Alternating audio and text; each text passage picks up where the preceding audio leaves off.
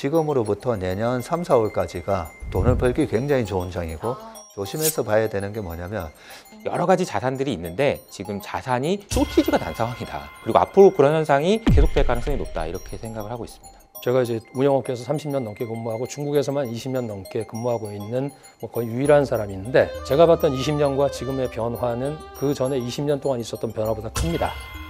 2020년 코로나 때도 보면 조방원 날아갈 동안에 도대체 삼성전자는 뭐냐, 동네 바보 형님이 됐지 않습니까, 그죠? 근데 그때 코로나 때도 보면 그 11월 랠리가 시작되기 전까지 그 6만 원에서 96,800원까지 바로 랠리가 있었었고요. 그때의 랠리하고 지금 삼성전자의 모양이 너무나 비슷하고요. 네, 최선의 선택이 최고의 기회를 만든다. 글로벌 투자 시대의 스마트한 선택. 한국, 중국, 미국 투자 삼국지. 동학개미, 서학개미 모든 투자자분들을 위해 저희가 준비했습니다. 자, 이제 투자의 시대가 글로벌리하게 확대가 되니 여러분께 최상의 포트 전략을 제시해드리는 시간이 흔치 않은데요. 그래서 저희가 투자하면 딱 떠오르는 세 분을 한 자리에 모셔봤습니다. 세 분의 고견 들어보면서 전반적인 투자 전략 점검해 보시죠. 오늘 이 시간 채슬리 투자자문 박세익 대표, HS 아카데미 이호석 대표, 그리고 중국자본시장연구소 신영관 대표와 함께하겠습니다. 세 분 어서 오세요. 안녕하세요. 안녕하세요. 자, 이렇게 모시기 힘든 분들 한 자리에 모시니 와, 저도 좀 기대가 되는 시간인데요. 먼저 하반기 들어서 이제 글로벌 투자 자금이 좀 신흥시장으로 유입이 되면서 동시에 미국 증시도 함께 올라와 주니 우리 투자자분들이 투자는 해야 되겠는데 지금 시점에서는 어떻게 좀 포트 편성을 해봐야 되지라고 좀 고민이 많은 시점이 되실 것 같아서 세 분의 의견 잘 좀 취합을 해서 우리 시청자분들께 풍성한 한가위, 풍성한 수익률 맛볼 수 있게 좋은 자리 마련했으니까요. 여러분들의 고견 잘 정리해서 들려주시면 되겠습니다. 자, 먼저 국내 증시부터 한번 살펴보도록 할게요. 와, 연초 대비 40% 상승을 하면서 주요국 증시 가운데 가장 가파른 속도로 올라왔습니다. 그래서 더 어려운 것 같아요. 현 시점 국내 증시의 추가적인 상승 포인트를 우리 박세익 대표님이 제시해 주신다면요. 네, 올해가 2025년이잖아요. 근데 20년 전에 2005년에도 우리나라 코스피가 54% 올랐거든요. 그때는 코스닥이 84.5%. 최근에는 이제 코스닥이 아직까지 코스피를 못 쫓아오고 있지만, 과거 케이스 보면 코스피의 큰형님이 이렇게 신고가를 내주잖아요.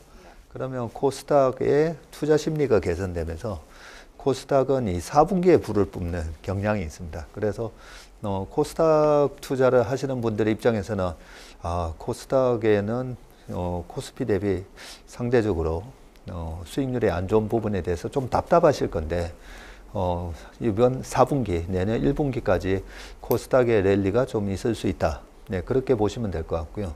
단기적으로는 9월, 10월, 다행히 이번 9월 달에는 큰 조정은 없었지만 여전히 10월 달까지는 아직은 좀 시장을 좀 조심해야 되는 것 같고요. 왜냐하면 글로벌하게 주식 투자를 크게 하는 헤지펀드들이 소위 말해서 그 할로윈 전략이라는 게 있잖아요. 네, 10월 말 할로윈 때 들어가서 그리고 그 다음에 5월에 팔고 나오는 그 전략을 많이 쓰기 때문에 11월이 되면 또 증시에 큰 자금이 이렇게 유입되면서 유동성 랠리가 아마 올 겁니다. 네, 그런 부분을 감안을 하면 10월 달까지는 여전히 좀 이번 랠리에 못 쫓아갔다고 하시더라도 포모 현상으로 너무 내가 추석 때 추석 전에 지르고 올 걸 그랬나 이렇게 너무 아쉬워하지는 마시고요. 10월 달 시장을 보면서 조정을 받으면 받는 대로 안 받으면 안 받는 대로 우리가 공략할 부분이 많거든요. 약간 중소형장이 펼쳐질 가능성이 높기 때문에 오늘 어떤 섹터를 공략하면 되는지 그 부분에 이따가 또 말씀을 드리겠습니다. 네, 알겠습니다. 추석 전에 들어가시지 못한 분들도 추석 이후에 충분한 기회가 있으니까 어떤 섹터에서 또 그 기회를 노려보면 좋을지 아무튼 추가적인 상승에 대해서 좀 긍정적인 의견 제시해 주신 것 같고 미국 증시도 한번 살펴볼게요. 신흥국 증시로 좀 자금이 유입되는가 싶었는데 미국 증시의 랠리도 연일 펼쳐지면서 나스닥 같은 경우에도 올해 들어서 29번이나 지금 현 9월 25일 기준 녹화일 기준으로 29번이나 사상 최고치 랠리를 경신하고 있습니다.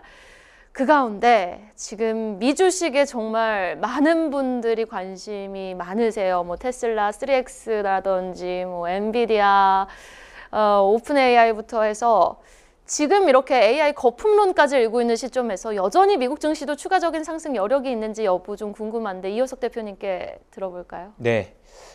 저는 개인적으로는 최근 시장에 대해서 이렇게 표현을 드리고 있는데 대투자의 시대다.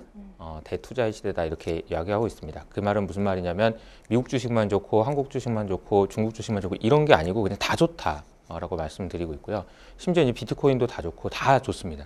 그러니까 그 원인이 뭔지를 좀 저도 고민을 많이 했는데 얼마 전에 그 잭슨홀 미팅이 있었던 캔자스시티에서 연준에서 나온 보고서가 있는데 그 보고서가 좀 기가 막히더라고요. 그래서 어떤 그 내용이죠? 내용을 좀 소개를 해드리려고 하는데 제목이 재밌습니다.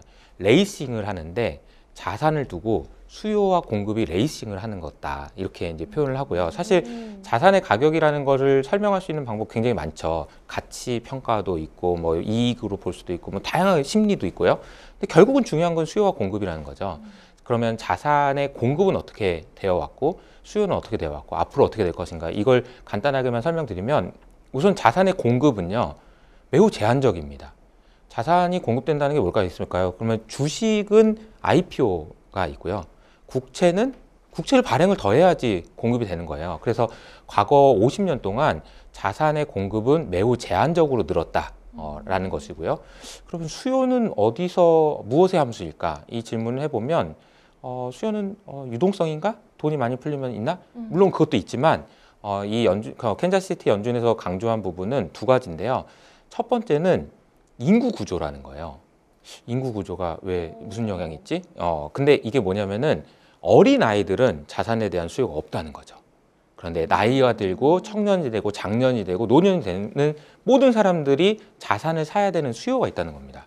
근데 인구 구조가 미국 같은 경우에도 전 세계적으로 마찬가지죠. 인구 구조가 젊은 사람들이 많은 구조에서 나이 든 사람들, 그러니까 고령화가 되는 인구 구조의 변화가 구조적으로 2100년까지 진행되고 있는데 그것이 자산에 대한 수요를 강력하게 드라이브 한다는 것이고요. 이거는 다른 요인이 상관없이 그냥 구조적으로 간다는 겁니다. 또 한 가지 원인은 뭐냐면은 양극화인데 얼마 전에 이제 저커버그가 IT 수장을 뽑을 때 연봉을 1,300억을 줬습니다. 1,300억을 연봉을 줬어요. 300억이요. 그럼 1,300억 연봉을 받은 그 친구는 뭘 할까요? 그 돈으로. 짜장면을 사 먹을 수는 없잖아요. 그 돈은 자연스럽게 자산에 대한 수요로 이어질 겁니다. 근데 반대로 만약에 1,300억을 1,300명이 나눠 갖는다면 거기서 나오는 수요의 증가는 제한적일 거예요. 즉 다시 말하면 양극화가 심화된다는 거는 자산에 대한 수요를 역시 마찬가지로 구조적으로 늘린다는 건데 그 보고서의 내용을 보면은 2100년까지 앞으로 자산에 대한 수요는 미국의 GDP의 3배 정도 늘어날 거라는 전망이 있어요. 그러니까 이게 엄청난 그 보고서고요. 그래서 저는 이게 대투자의 시대라고 이야기할 수 있는 근본적인 이유라고 저는 생각을 하고요. 여러 가지 자산들이 있는데 지금 자산이 쇼티지가 난 상황이다. 쉽게 말하면. 그리고 앞으로 그런 현상이 계속될 가능성이 높다. 이렇게 생각을 하고 있습니다. 네, 알겠습니다. 이제 대투자의 시대가 시작이 됐다. 지금의 반등은 반등의 서막일 뿐 본격적인 반등은 아직 시작도 안 했다라는 말로 또 다시금 해석을 해보게 하는 그런 또 근거를 제시해 주셨는데 정말 흥미롭네요. 자, 그렇다면 시선을 중국으로 한번 돌려볼게요. 와, 올해 초는 AI 기업 딥시크로 시작을 해서 지금 하반기 시작은 또 캠브리콘이라는 중국판 엔비디아 기업으로 하반기를 또 시작하게 된 것 같습니다. 중국 시장이 또 많은 분들 관심 많으시거든요. 중국 증시 어떤가요, 신용관 대표님? 네, 좀 전에 이 대표 말씀하신 거에 저도 전적으로 동의하고 네. 그렇다 그러면 대투자 시대에 그러면 대투자처는 어디냐라고 나눠놓고 봤을 때 우리가 생각할 수 있는 것은 국내 그리고 미국 그리고 하나 중국이겠죠. 근데 중국에 대해서 투자하는 우리나라의 어떤 자산 배분의 포션은 지금도 한 자리 숫자 이하일 겁니다. 작년까지만 해도 1, 2%로 제가 파악을 하고 있었는데 그 얘기는 100원 중에 1, 2원을 중국 쪽에 그것도 홍콩 포함해서 그렇게 포트폴리오를 구성하고 있다는 건데 그러면 조금 전에 질문 주신 대로 중국이 과연 딥시크 이후에 변했느냐? 저는 그거는 아니고요. 중국이 변한 것은 오늘로부터 딱 1년 전입니다. 그러니까 오늘이 만 1년이 넘어서는 날인데 작년 9월 24일에 있었던 중국의 대전환, 어찌 보면 이제 대항해의 시대가 열린 거예요. 그게 이제 자산의 바다로 나간다고 표현을 우리 이 대표의 표현을 빌려서 말씀을 드리면 이게 바다로 나가고 있는 그런 과정인데 결국 지금 제가 볼 때는 금방 이제 부두에서 떠난 거예요. 그러니까 굉장히 재밌는 일과 여러 가지 뭐 이 폭풍우도 맞이할 것이고 뭐 이런 과정이 있을 텐데 왜 그렇게 보느냐 하면 일단 정책이 변했습니다. 그리고 제도가 변했고 그 과정에서 기업이 변했는데 그 기업 중에서 변한 기업이 바로 민영 기업입니다. SOE가 지금까지 중국의 많은 부분을 가지고 있었다 그러면 지금은 Private이 들어가서 Private Owned Enterprise에서 POE가 지금 우리가 머릿속에 떠오르는 여러 가지 중국의 메가 주식들 그리고 홍콩에 걸려있는 빅테크 주식들 이런 쪽에 있는데 그동안 그럼 왜 얘들은 발현을 못했을까? 결국은 그쪽에 우리가 알고 있는 공동부유라든가 또 코로나 이후에 지금까지 4년, 5년 동안 있었던 것이 부동산, 코로나 그리고 민영기업의 억제책, 공동부유 이런 것이 있었거든요. 그런 것이 다 풀렸습니다. 풀렸는데 그 풀린 다음에 우리가 비교하는 것은 또 중국에 대해서 당할까 두려워하는데 제가 판단할 땐 이 모든 것을 되돌리는 것은 제가 판단할 땐 시진핑도 이제 못합니다. 왜냐? 지난 5년 동안에 있었던 그런 억압 그리고 현재 미국과의 대치 상태에서 중국이 취할 수 있는 것은 결국 테크로 돌파하는 거고 민간의 소비를 끌어올려야 되는 거예요. 이것은 중국의 모든 띵크탱크들이 100% 공감하고 있는 것입니다. 거기는 이념 얘기도 없고 체제 얘기도 없고 오로지 이것을 미국과 어떻게 대척점에서 우리가 돌파를 할 것이냐. 이게 지금 가장 관건이고 그것이 최대의 지적이 될 것인데 그것을 역으로 역행할 수 있는 지도자는 저는 없다고 봅니다. 그렇다 그러면 이렇게 변한 중국에 대해서 우리가 과연 얼만큼을 알고 있는지에 대한 것을 돌아봐야 됩니다. 그렇죠. 그것이 이제 앞으로 가장 민감한 것이 돈이라 그러면 돈의 방향이 얼마나 중국 쪽을 향할지가 관건인데 저는 사실은 중국 국내 그리고 중국 시장 관련된 숫자는 있습니다. 근데 우리나라에서 얼마나 중국 쪽으로 이동하는지는 제가 조사를 안 해봤고 그것은 아마 다른 분들이 하실 것 같아요. 중국 쪽을 말씀을 드리면 그동안에 1년 동안에 아까 우리나라 시장이 40% 오르셨다 그러지만 사실 중국 쪽에서는 지수에 따라서는 60% 오른 데도 있거든요. 연초 대비해서. 그리고 인덱스별로 더 세그멘트로 나눠보면 훨씬 더 오른 100% 이상 오른 주식 또는 인덱스 내지는 ETF들은 뭐 150, 200%도 있습니다. 그런 것들이 뭐냐? 다 민영기업이에요. 국유기업은 거의 없습니다. 그렇다 그러면 민영기업이 뭘 가지고 움직이고 있느냐? 결국 우리가 모두가 관심을 가지고 있는 A, B, C예요. 결국 AI로 장착한 기업들이 바이오고 배터리고 다 들어가고 있고 이런 것들이 칩으로 다시 돌파를 하고 있고 그러면서 이런 것들이 휴머노이드로 들어가고 있고 또 공장의 자동화로 들어가고 있고 모두가 민영기업입니다. 그래서 자동화 내지는 AI를 테이크하고 있는 민영기업들의 숫자는 지금 73%를 넘어서 80%로 가고 있어요. 그러면 중국의 5,400여 개 기업 중에서 3,800여 개가 민영기업인데 중국 A주에 상장된 거 그리고 홍콩에 상장된 거는 3분의 2가 민영기업입니다. 그러면 당연히 아시겠지만 ADR은 100% 민영기업이거든요. 그들이 지금 올라가고 있는 것을 일시적인 걸로 본다 그러면 아까 이 대표님 말씀하신 그런 대투자의 시대에 우리는 지금 큰 시장 하나를 잘못 판단하고 있거나 아니면 그 시장이 우리를 속이고 있는 겁니다. 저는 중국에서 지금 제가 이제 운영업계에서 30년 넘게 근무하고 중국에서만 20년 넘게 근무하고 있는 뭐 거의 유일한 사람인데 제가 봤던 20년과 지금의 변화는 그 전에 20년 동안 있었던 변화보다 큽니다.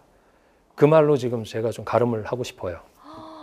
네, 알겠습니다. 세 분의 말을 종합해 보니 이제 본격적인 상승장이 제대로 시작이 된 것 같아요. 그런데 그만큼 우리 투자자분들도 과거의 그 유동성 장세, 코로나 때의 장세 때보다 훨씬 더 스마트해지셨거든요. 굉장히 자금 유입의 뭐 순환매 속도라든지 유입의 속도라든지 빠져나가는 속도도 참 빠른 시장이 된 것 같아서 그만큼 저희는 또 더 고민을 해본 투자 포트 전략을 제시해 드려야겠습니다. 그래서 먼저 우리 세익 대표님, 또 효석 대표님, 신영관 대표님께 저희가 사전에 포트폴리오를 국가별로 어떻게 가져가면 좋을지 비중을 한번 여쭤봤거든요. 박세익 대표님의 포트부터 한번 점검을 해보면서 이야기를 해보도록 할게요. 세익 대표님은 한국의 60%, 미국의 20%, 중국 10% 현금 10%를 제시해 주셨는데 저는 대표님의 포트에서 가장 눈에 띄었던 것이 우리 지수 상승의 동력이 되어줬던 반도체가 한국 포트에서 없어요. 반도체는 좀 주춤하고 다른 섹터가 이제 지수 상승을 주도한다 이런 말씀이십니까? 네, 좋은 지적을 해주셨는데요. 네, 2020년 코로나 때도 보면 증시가 유동성 랠리가 처음 왔을 때 그때 우리 이효석 대표도 정확하게 기억하시겠지만 그때 빅7이 시장을 주도했었거든요. 그게 BBIG 하면 BB에서 B가 뭐였냐면 반도체가 아니라 바이오 배터리였었거든요. 그리고 I가 인터넷, 그리고 G가 게임이었었고 반도체 랠리가 언제부터 왔었냐면 그때 빅7 종목 중심으로 랠리가 있었을 때가 마치 지금의 조방원처럼 시장을 견인을 했었고요. 그리고 빅7의 특징이 모두 다 실적 모멘텀이었어요. 그러다가 2020년 11월부터 반도체 지수가 급등을 하고 스팟 프라이스가 또 급등을 합니다. 1달러에 머물러 있던 반도체 가격이 3달러를 넘어서면서 그러면서 11월, 12월, 1월 삼성전자가 70% 올라가고 하이닉스가 78% 올라가요. 3개월 만에. 그때의 랠리하고 지금 삼성전자의 모양이 너무나 비슷하고요. 바로 얼마 전까지만 하더라도 삼성전자가 2분기 실적 쇼크가 나왔지 않습니까? 네. 그리고 조방원 날아갈 동안에 도대체 삼성전자는 뭐냐, 엔비디아 퀄테스트는 도대체 2년 동안에나 되는 게 뭐냐 하면서 동네 바보 형님이 됐지 않습니까? 그죠? 근데 그때 코로나 때도 보면 그 11월 랠리가 시작되기 전까지 삼성전자의 별명은 6만 전자였죠. 네. 6만 원만 가면 부딪히고 떨어지고 6만 원만 가면 부딪히고 떨어졌었는데 그 6만 원에서 96,800원까지 바로 랠리가 있었었고요. 그래서 지금 그때 당시에도 2020년도에 삼성전자가 40% 이상 상승을 기록을 하게 되는데 오늘 제가 체크를 해봤더니 삼성전자가 무려 60%나 올랐더라고요. 네. 이렇게 반도체가 올랐는데 우리가 예전하고 지금하고는 좀 하나 조심해서 봐야 되는 게 뭐냐면 저희 회사의 운영 철학 중에 하나가 글로벌 탑티어 중심으로 매매를 한다는 겁니다. 그리고 세컨 티어, 그러니까 글로벌하게는 2등 그룹이었다가 1등 그룹이 되잖아요. 그러면 주가가 10배가 납니다. 네. 그래서 예를 들면 옛날에 우리나라의 SM, JYP, 네, 우리나라를 비롯해서 동남아, 일본 정도 아시아권에서는 먹히는데 저쪽 서양권으로 가면 쟤네도 뭐야. 네. 비 와서 춤추고 하니까 마이클 잭슨 따라하나? 네, 이렇게 폄하를 받던 그 한국의 K 컨텐츠가 그 K-팝이 지금은 글로벌 탑이 됐잖아요.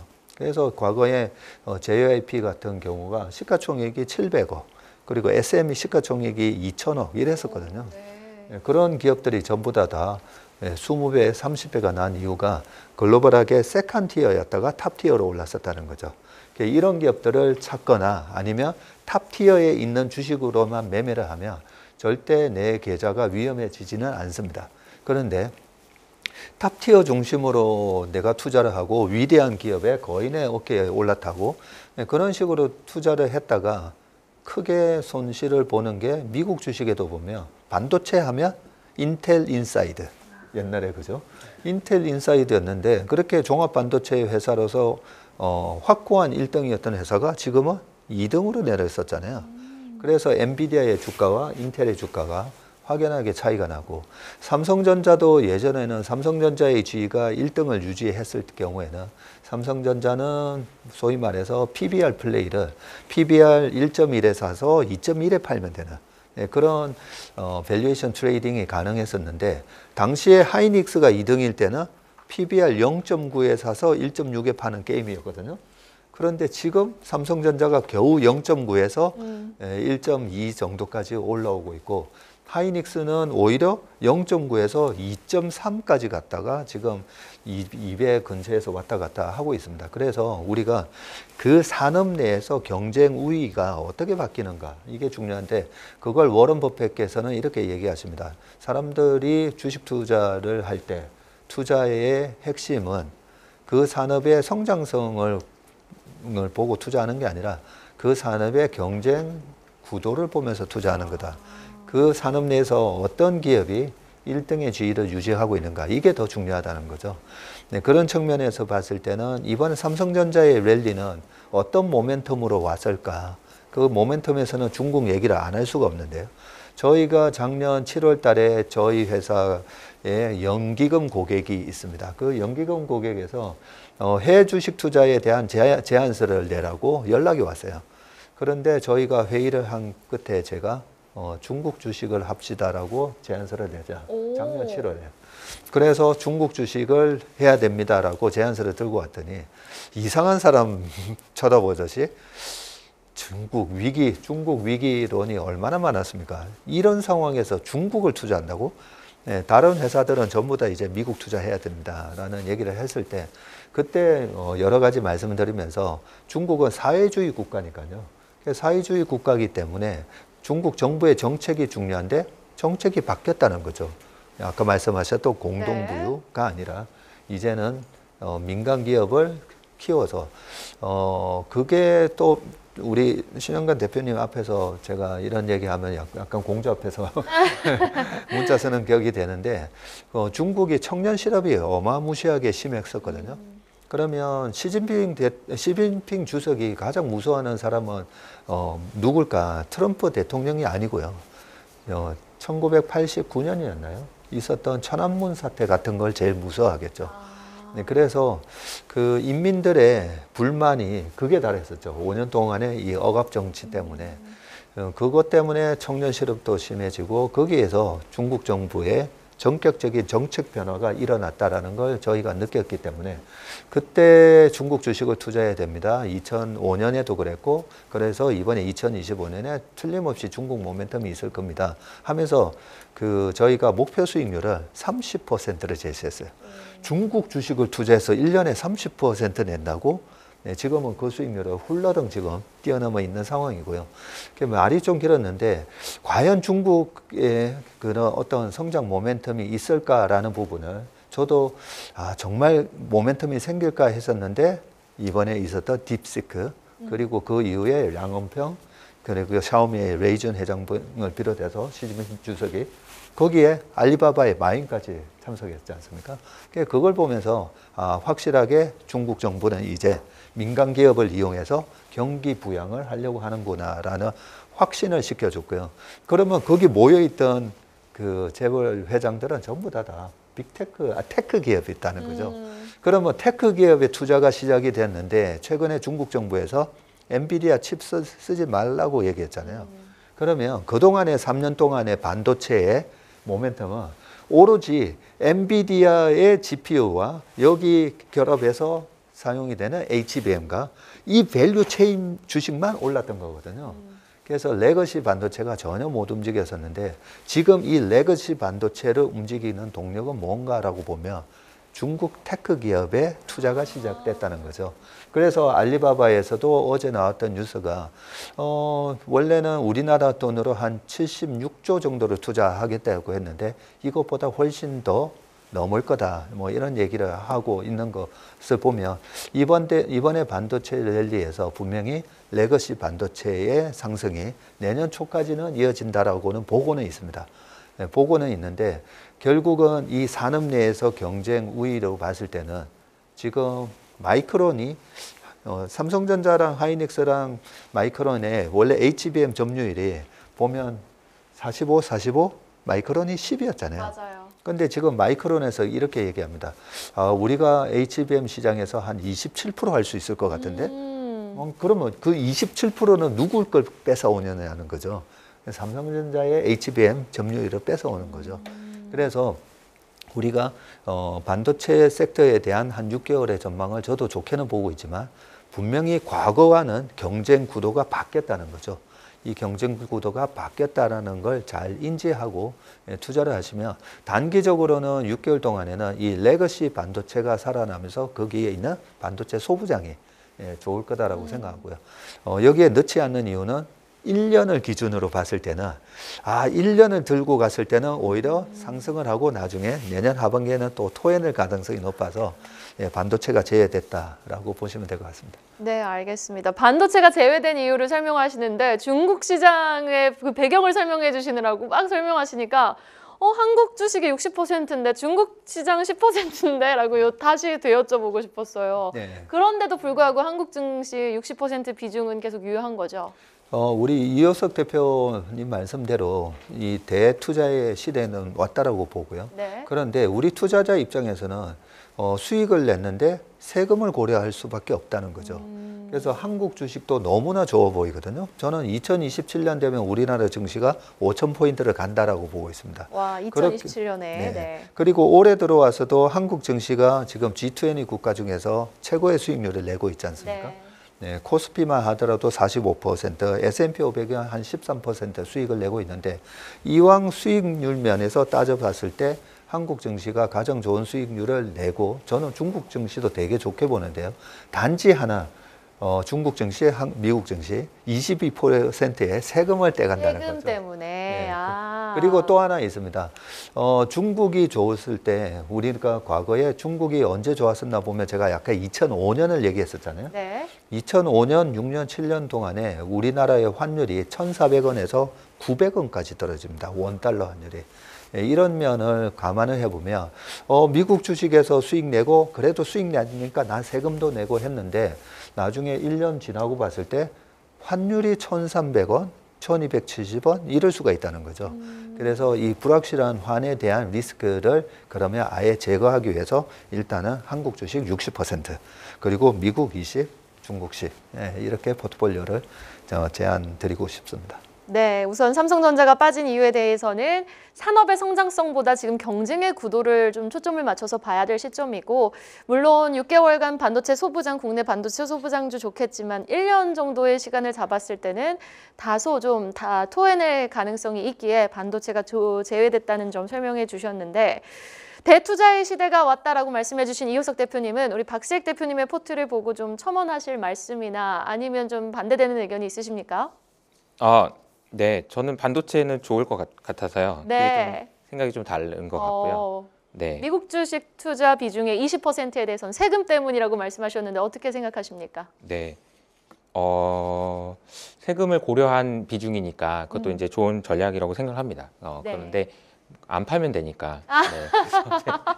그래서 일단 나중에 좋은 팔면 되니까요. 방법인데요. 네. 세금을 네. 뒤로 미룰 수 있으니까 물론 내야 되긴 하지만 그럼요. 그런 고민도 네. 생각해 볼 수 있는 것 같습니다. 우리 신영관 대표님은 박시익 대표님의 포트 보시고 중국 비중이 그래도 좀 10%거든요. 긍정적으로 지켜보시는데 이에 대해서 조금 다른 의견이십니까? 네, 제가 볼 땐 두 가지입니다. 첫 번째 이제 비중 자체 10%가 이제 우리 박세익 대표님처럼 중국의 진심이시고 기관 연기금에도 중국 투자를 권하시는 이런 전문가 분께서 10%시면 제가 이제 유추를 하는 거죠.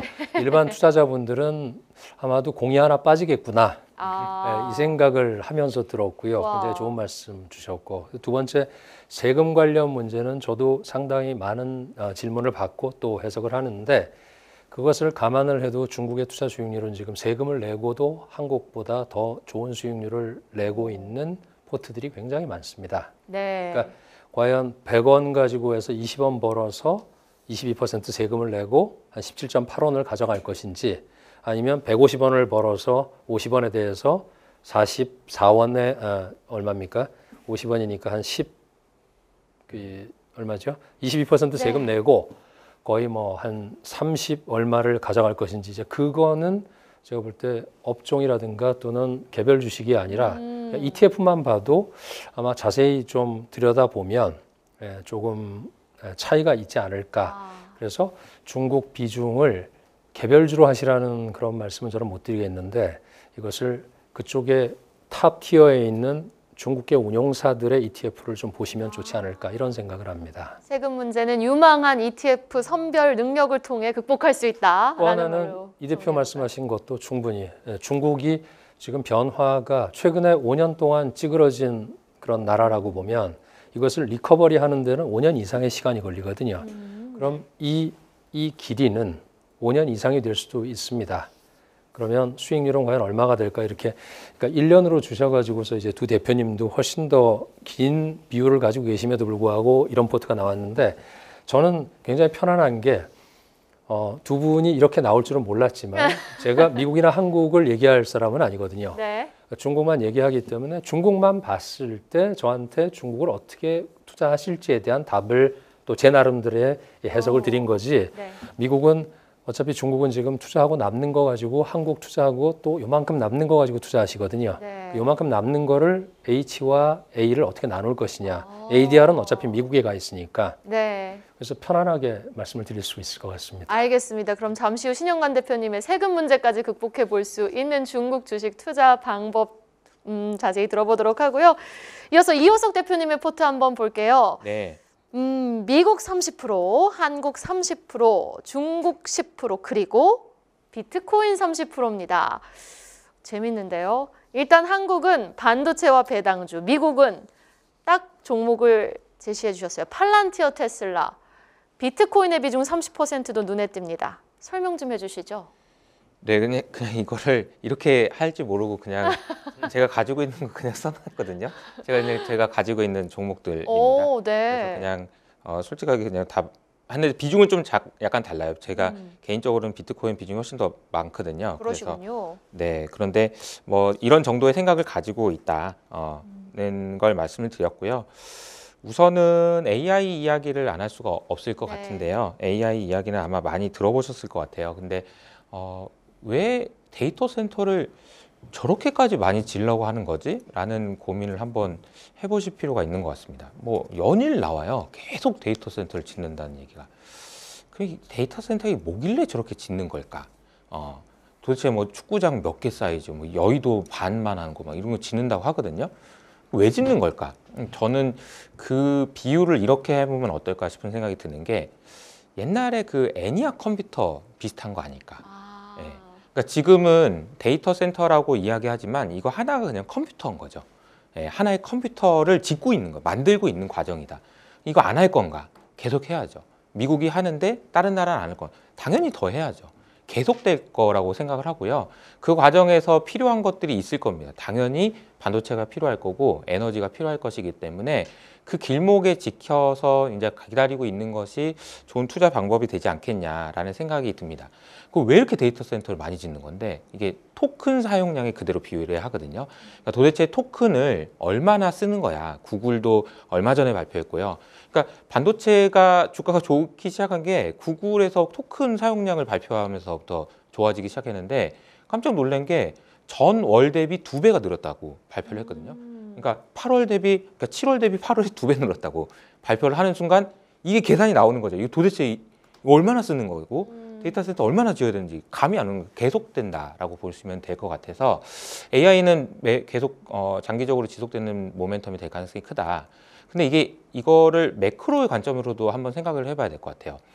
최근에 이제 그 트럼프가 파월을 압박하면서 금리 내리라고 하고 뭐 그 스티븐 마이런 같은 경우에는 아니 연준이 물가랑 고용뿐만 아니라 장기 금리도 낮춰야 돼라고 얘기하면서 지금 월가에서는 이미 지금 YCC에 대한 기대감들이 생길 정도거든요. 그러니까 막 돈을 푼다는 얘기예요. 지금 이 와중에 물가를 하는데 정신이 있는 건가? 이거 지금 이거 무슨 생각을 하는 거지? 저는 기대 구석은 지금 AI라고 생각을 합니다. 잘 생각해 보시면 1970년대 물가가 엄청 높았다가 진정이 되기 시작한 게 1990년대였어요. 1990년대 어떻게 그럼 물가가 안정될 수 있었지? 여러 가지 요인이 있었지만 제일 중요한 것 중에 하나로 꼽히는 것이 PC였습니다.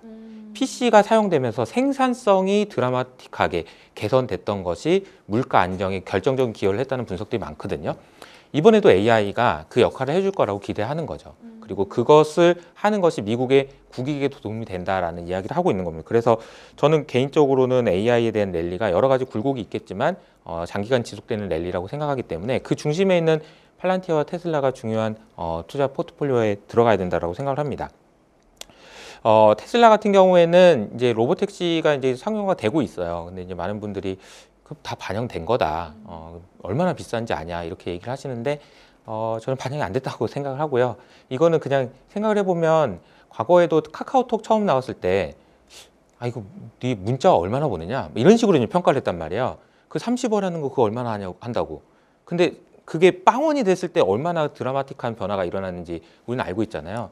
로보택시도 마찬가지로 정말로 혁신적인 제품이 나왔을 때 시장이 얼마나 커질지에 대해서 이걸 함부로 예단하면 안 된다라고 저는 생각을 합니다. 그리고 팔란티어 역시 마찬가지로 PER 밸류에이션을 보면 얘가 280배예요.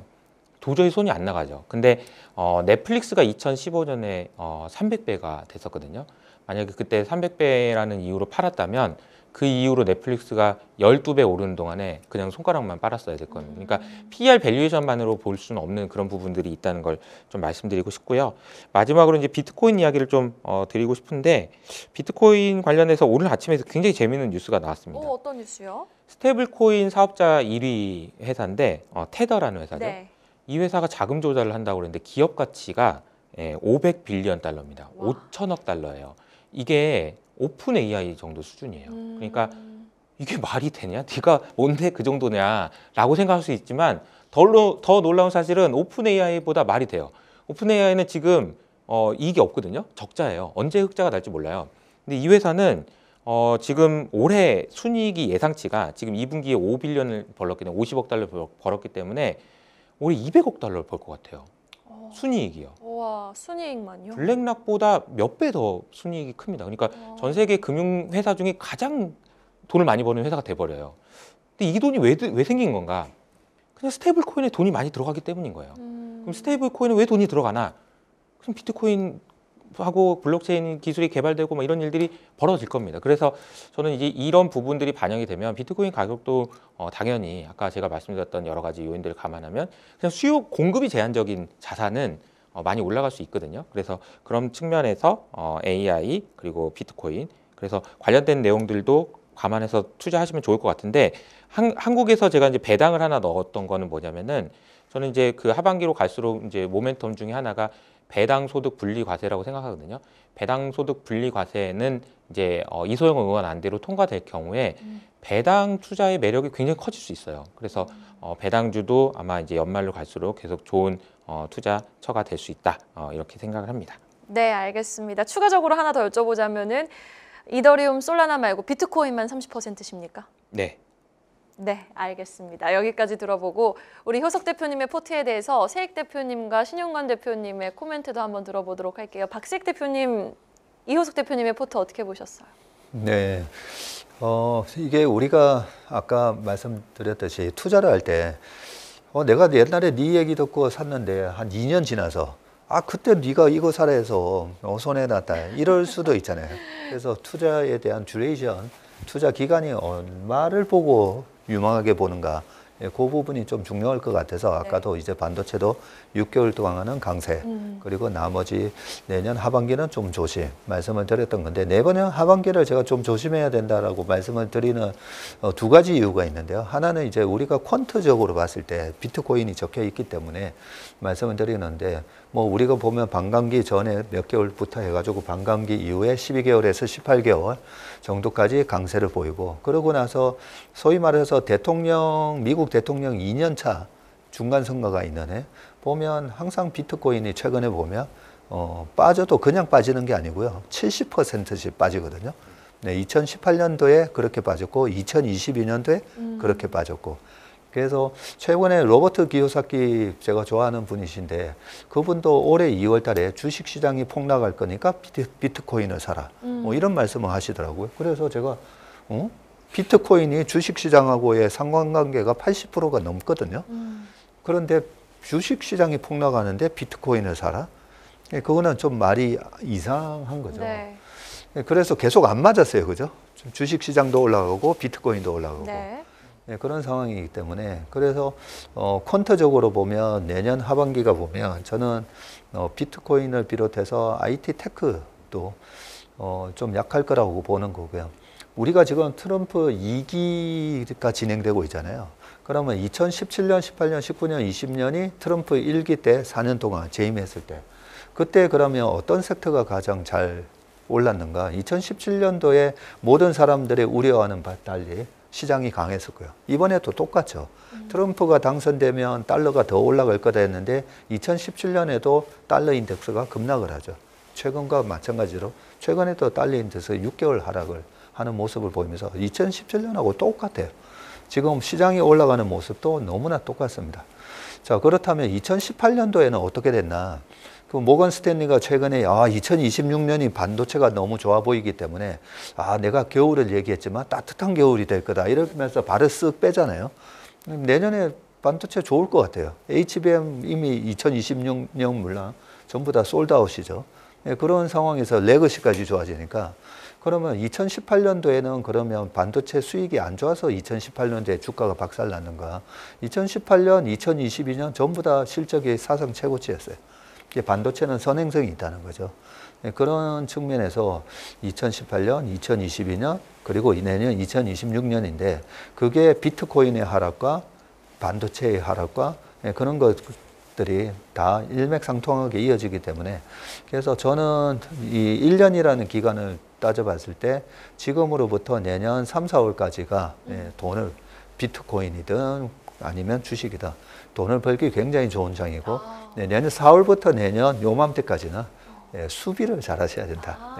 네, 알겠습니다. 일단 지금 하반기, 남은 하반기 플러스 내년 봄까지, 3, 4월까지는 그래도 불장이 예상되니 위험 자산이라고 불리는 주식 내지는 비트코인에 대해서는 내년 봄까지 좀 좋게 보자라는 말씀으로 좀 정리해 볼 수 있을 것 같아요. 근데 제가 우리 이효석 대표님한테 질문을 하나 드리고 싶은 게 그래서 그 방금 말씀드렸던 항상 이런 패턴으로 지나갔다는 거죠. 근데 내년에는 예외일 수가 있는지 네, 그걸 여쭤보고 싶고 두 번째는 모든 게 저는 수요와 공급이거든요. 아까 수요와 공급으로 지금 대투자의 시기다라고 얘기하셨는데 자 그러면 이 비트코인이 반감기를 넘길 때마다 채굴할 수 있는 양이 반으로 줄어든다는 거잖아요. 그러면 결국은 공급이 줄어든다는 거잖아요. 그러면서 가격이 상승을 했었거든요. 똑같은 맥락으로 봤을 때 스테이블 코인을 얘기하셨어요. 그 서클이라는 회사가 또 상장이 되고 그러면서 1조 달러에서 한 4조 달러 정도의 그런 또 스테이블 코인을 발행을 한다고 하는데 우리는 다들 스테이블 코인, 미국에서 발행되는 스테이블 코인을 아주 유망하게 보잖아요. 근데 제가 봤을 때는 아니 코인 시장에 엄청난 유상증자가 되는 느낌이거든요. 공급이 어마어마한 공급. 그동안에는 투자할 비트코인의 수가 자꾸만 줄어드니까 거기에다가 ETF 생기고 사고자 하는 사람은 많았으니까 가격이 올라간 건데 이 스테이블 코인이 활성화되는 것 자체가 이게 과연 호재인가 악재인가? 우리나라 증시에 대해서 이렇게 많이 얘기하잖아요. 지수가 왜 우리는 아직 요것밖에 못 올랐느냐. 그런데 시가총액 기준으로 보면 주가가 많이 올랐어요. 시가총액 기준으로는. 옛날에 전체 시가총액이 100조였다면 지금 3,000조가 돼 있잖아요. 근데 지수는 그렇게 못 올라갔던 이유가 주식 수가 많아져서 그렇거든요. 그래서 이 두 가지에 대해서 어떻게 생각하시는지. 와, 네. 예리한 질문 주셨습니다. 그 우선은 이제 비트코인이 반감기를 앞두고 그 가격이 하락하는 경향을 보이거든요. 근데 그 이유를 좀 설명을 드려야 되는데 반감기가 되면은 이제 사람들이 그 당시에는 어떤 생각을 했었냐면 비트코인을 채굴하는 회사들이 망할 거라고 생각했어요. 그러니까 채굴하는 회사들이 똑같은 걸 했는데 비트코인을 반만 주니까 그럼 쟤네들 수익성 안 나니까 망하겠다. 다시 말하면 반도체 회사가 가격이 반토막 나는 거죠. 그럼 쟤네들 돈 못 벌어서 망하겠다. 그럼 쟤네들이 채굴을 안 하니까 비트코인 네트워크가 깨질 거다. 그래서 결국 비트코인은 제로가 될 거다. 빵원이 될 거다라는 생각 때문에 반감기 전에 비트코인 가격이 많이 하락했던 거거든요. 근데 이제 지금은 그럴 리스크가 아직도 남아있다고 생각하는 사람이 많지 않을 것 같아요. 왜냐하면 미국이 서포트를 하고 있는 자산이 됐거든요. 그러니까 JP모건에서도 비트코인을 담보로 인정해 줄 수도 있다는 얘기를 했고 그러니까 여러 가지 이야기들이 있었기 때문에 그러니까 과거 같은 하락은 없을 거라고 생각을 합니다. 근데 비트코인은 4년 주기가 명확해요. 과거에 계속 있었기 때문에 이번에도 하락 가능성이 있다. 근데 이제 과거랑은 성격이 좀 달라질 것 같다라는 게 이제 첫 번째 생각이고요. 두 번째는 이제 스테이블 코인이 발행되는 거잖아요. 그러니까 스테이블 코인이 발행되면 코인이 많아지는 거다라고 생각을 할 수 있는데 스테이블 코인은 정확하게 미국 이제 현지에 있는 그러니까 스테이블 코인은 세계 리얼 월드에 있는 돈이 크립토 월드로 들어갈 때 그 롯데월드처럼 크립토 월드 롯데월드에 들어갈 때 입장권 바꾸는 것처럼 생각하면 되거든요. 그러니까 이때는 여기에 있는 달러가 들어와요. 디파짓이 되는 만큼만 발행이 되는 거죠. 그래서 사실 이 돈은 그럼 어디서 움직이는 거냐면 크립토 월드에서만 움직이는 거죠. 그리고 뭘 하든지 간에 크립토 월드 블록체인에서만 움직인다라고 보시면 될 것 같아서 신규 그 공급, 그러니까 자산의 공급이라고 보기보다는 요거 1대1로 어떻게 보면은 세상에 있는 유동성을 흡수하는 그리고 여기 안에서 이제 뭐 돌아다닐 수 있는 뭐 그러니까 그 사람들이 북적이는 거죠. 그러니까 크립토 월드에 입장을 하는 사람들이 많아져서 사람들이 북적이고 그 뭐 블록체인에서 뭘 하는 사람들이 많아지는 거예요. 그러면서 이제 크립토의 산업이 커질 수 있고 그 과정에서 이제 이더리움이 중요한 역할을 할 거라고 이제 생각을 하니까 이더리움에 대해서 긍정적으로 보시는 분도 있는 것 같고요. 그럼 비트코인은 그때 뭐 하는 거냐? 비트코인은 그냥 사람들이 북적이는데 저기 뭐 금덩이 같은 게 하나 있는 거예요. 걔는 비트코인은 그냥 가만히 있는 겁니다. 가만히 있는 거고 사람들이 북적이는데 저게 있네? 그러면서 이제 가격이 올라갈 거다라는 추정인 거고요. 말씀 주신 대로 이제 사이클이 있기 때문에 그 사이클을 감안해서 투자하시는 거는 매우 중요하다. 그거는 저는 이제 아까 이제 뭐 1년을 보지 않고 제가 지금 현재 들고 있는 걸 얘기했기 때문에 뭐 이게 설날 다시 불러주시면 또 다시 너무 좋은데요? 그렇게 하겠습니다. 네. 네, 알겠습니다. 4년 주기 뭐 사이클은 반드시 존재하는 것이지만 기존 사이클과는 다른 모습을 좀 보일 수 있다. 그 뒤에는 미국이라는 좀 든든한 지원 자원이 있다라는 말씀을 좀 뒷배경으로 설명을 해주셨습니다. 자, 그런데요, 우리 신영관 대표님의 포트를 빨리 확인을 하고 싶은 게 박세익 대표님, 뭐 이호석 대표님 두 분 모두 중국에 대해서 박세익 대표님 긍정적이셨고 이호석 대표님도 AI 관련해서 이제 가장 강한 키워드로 제시해 주시면서 대투자 시대를 말씀해 주셨는데 두 분 다 중국 비중이 10%거든요. 그 10% 어떻게 좀 똘똘하게 가져가면 좋을지 신영관 대표님. 네. 일단 100% 모두 다 중국에서 갖고 오셨어요. 네. 그러니까 이 100은 두 분의 10%의 100이라고 보시면 될 것 같고요. 10% 예. 안에서도 어떻게 해야 하냐. 그렇죠.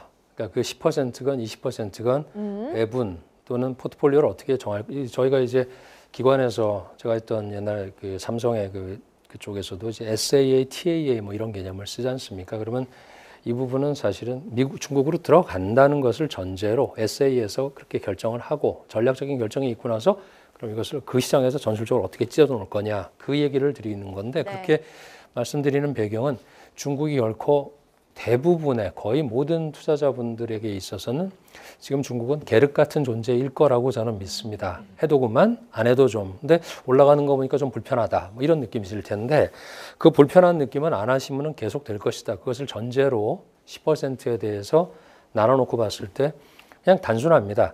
어려운 시장 같고 불투명한 시장으로 이해되시는 것은 제가 볼 때 여의도 책임도 있거든요. 그러니까 그 정도로 리서치라든가 어떤 중국에 대한 정보 제공을 하는 것이 얕고 넓지도 않습니다.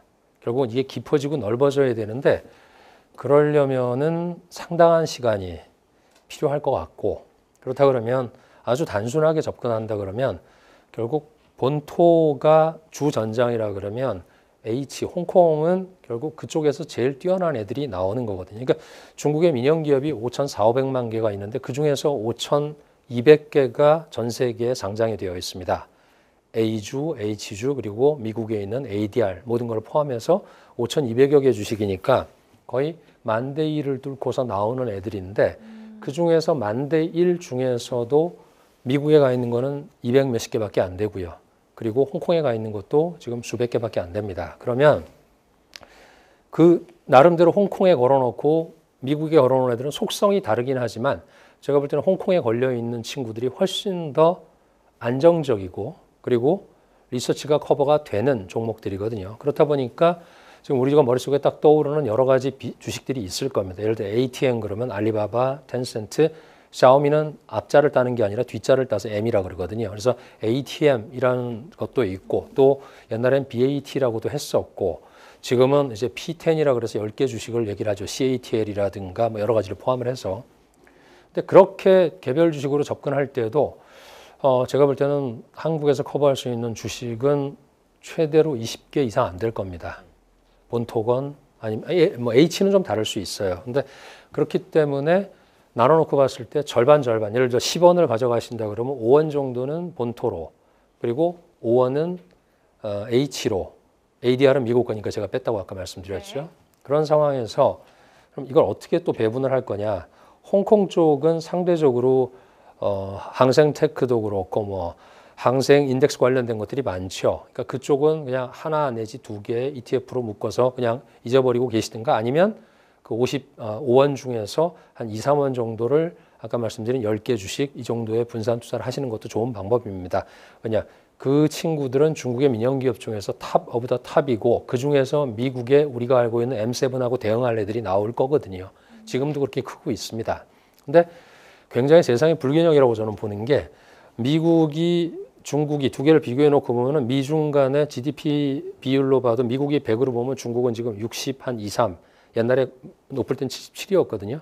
근데 자본시장 두 개로 놓고 보면은 중국이 3이고 미국은 63, 4 정도 됩니다. 그러니까 이거는 엄청난 불균형이기 때문에 근데 제가 항상 보는 세상은 결국 지구가 두 개로 쪼개진다고 보거든요. 결국 중국 그리고 이제 이걸 뭐 글로벌 사우스라고 본다 그러면 글로벌 노스 지역이 또 미국을 중심으로 해서 선진국 또는 신흥시장 이렇게 된다 그러면 이쪽이 지금 범상치가 않아요. 신흥시장 쪽이 여러 가지 돌파가 나오고 있고 그렇다 그러면 그 돌파는 누구를 기준으로 세워질 것이냐. 나라는 제가 말씀드리기 좀 그렇지만 뻔히 뭐 예상을 하실 것 같고 기업으로 보면 결국 여기 있는 기업들이거든요. 그럼 그런 기업들이 과연 아까 우리 박 대표님 말씀하신 거에 공감을 제가 드리는 게 세컨 티어가 퍼스트 티어로 올라갈 때 10배, 20배 주식이 성장할 수 있다. 이렇게 본다 그러면 미국에서 성장하는 것도 우리가 계속 봐야 되고 그거는 뭐 이미 여기서 30%, 50%씩 가 있는 돈이니까 그러면 같은 돈인데 중국 쪽은 어떨까? 거기서는 저는 달러도 봐야 된다고 생각을 합니다. 말씀하신 대로 금리 인하기에 들어간 미국 쪽하고 중국은 그 반대일 거거든요. 그렇다 그러면 환율에 대한 리스크는 중국이 상대적으로 좀 덜 할 수 있다. 물론 홍콩은 또 예외입니다. 페그가 되어 있다 보니까.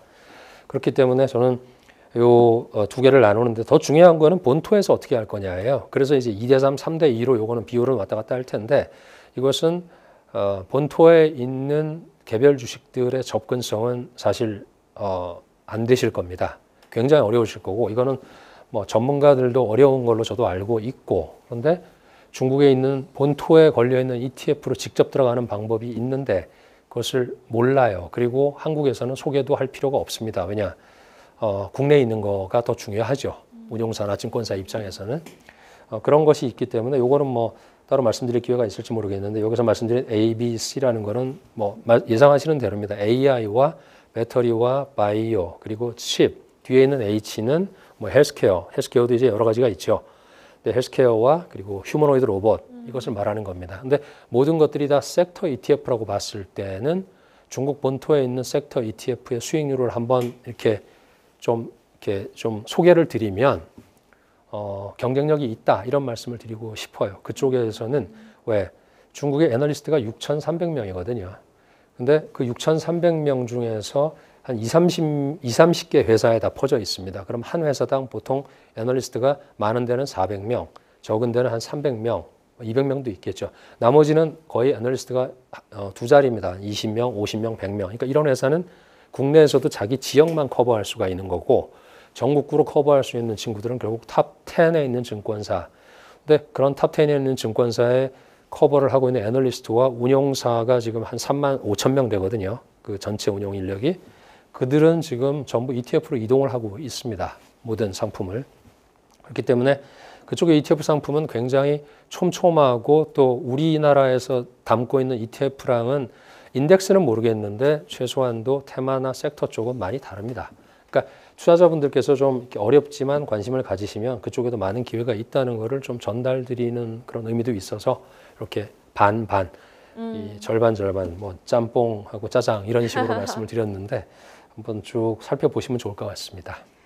중국 투자 관련해서 또 잘 모르시는 분들은 오히려 한국 증시에 상장되어 있는 뭐 중국 휴머노이드 로봇 ETF 이런 거 투자하면 어때요? 라고 질문들 요즘 많이 하시는 것 같은데 그런 방법은 어떤가요?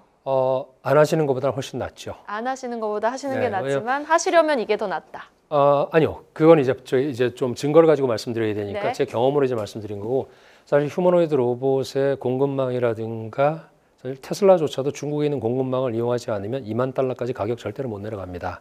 이번에 결국 이제 옵티머스 젠 3를 갖다가 이 덱스트로 센스 이거를 가지고 지금 굉장히 많은 기대를 하게끔 만들고 있는데 여기에 들어가는 뭐 스크루 드라이버라든가 또는 감속기라든가 액추에이터부터 시작해서 이런 피부 표면에서의 촉감 이런 것들 센서 이런 것들이 다 중국 쪽에서 웬만큼 조달을 하고 있거든요. 그러면 그것이 과연 ETF로 묶였을 때 우리가 과연 여기에 멀티 센서를 가지고 있는 인간의 피부에 가까운 이런 뭐라 그러죠? 이 피부를 센서를 네. 가지고 있는 그런 회사, 이런 회사들이 어딘지에 대해서, 그러니까 결국 그거는 ETF에 담겨 있거든요.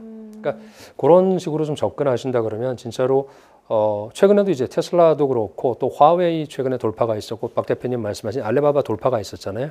그런 돌파들이 그냥 나오는 것이 아니라 다 국산 대체와 같이 물려서 나오거든요. 그 국산 대체가 의미하는 바는 아까 말씀드린 세상을 둘로 쪼개겠다는 겁니다.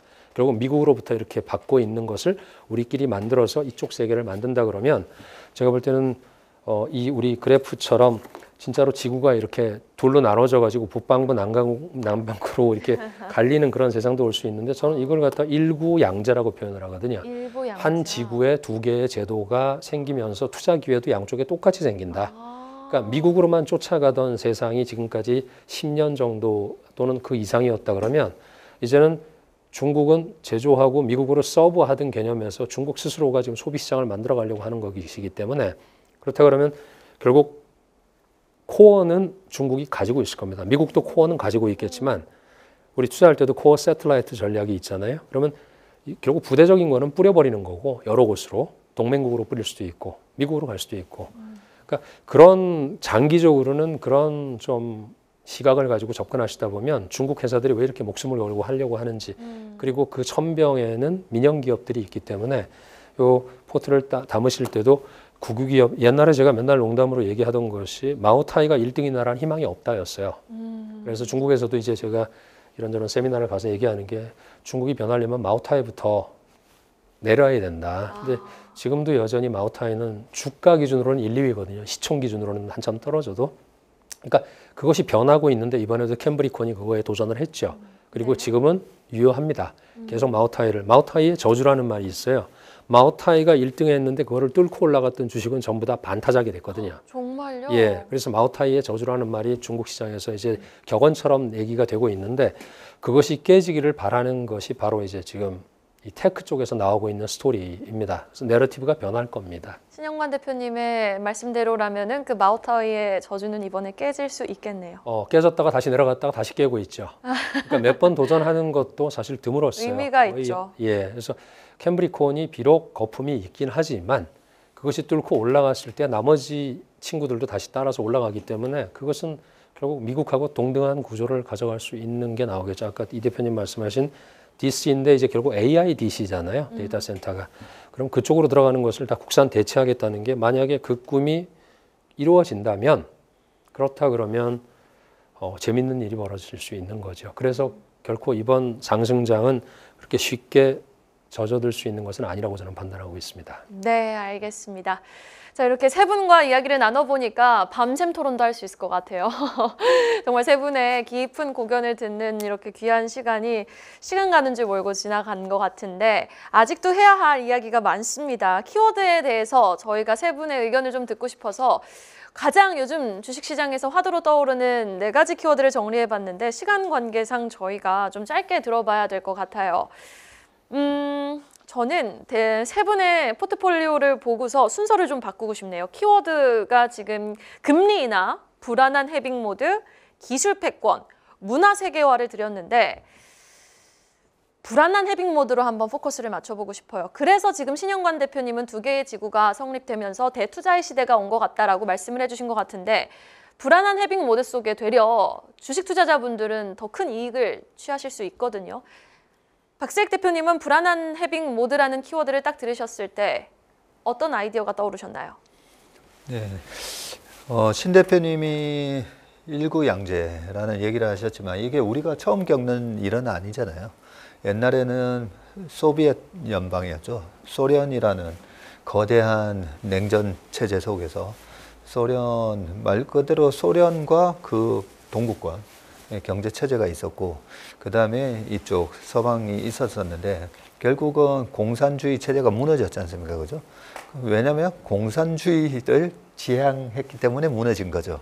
근데 이번엔 좀 다른 부분인 게 중국을 보면 사회주의 국가고 공산주의 국가고 공산당 일당 독재하는 나라거든요. 그런데 가장 전 세계에서 가장 자본주의 같은 나라이다는 거죠.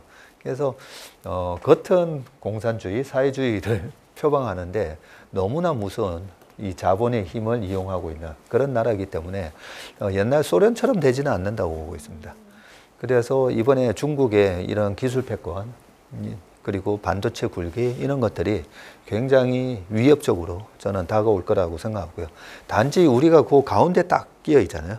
그래서 이게 고래 싸움에 새우 등 터지는 모습인지 아니면 우리가 어부지리를 할 수 있는 입장인지. 근데 양쪽 다 있는 것 같아요. 그죠? 네. 그래서 우리에게는 기회도 있고 위기도 있는데 어쨌든 그 기회를 잘 살려보면 될 것 같고요.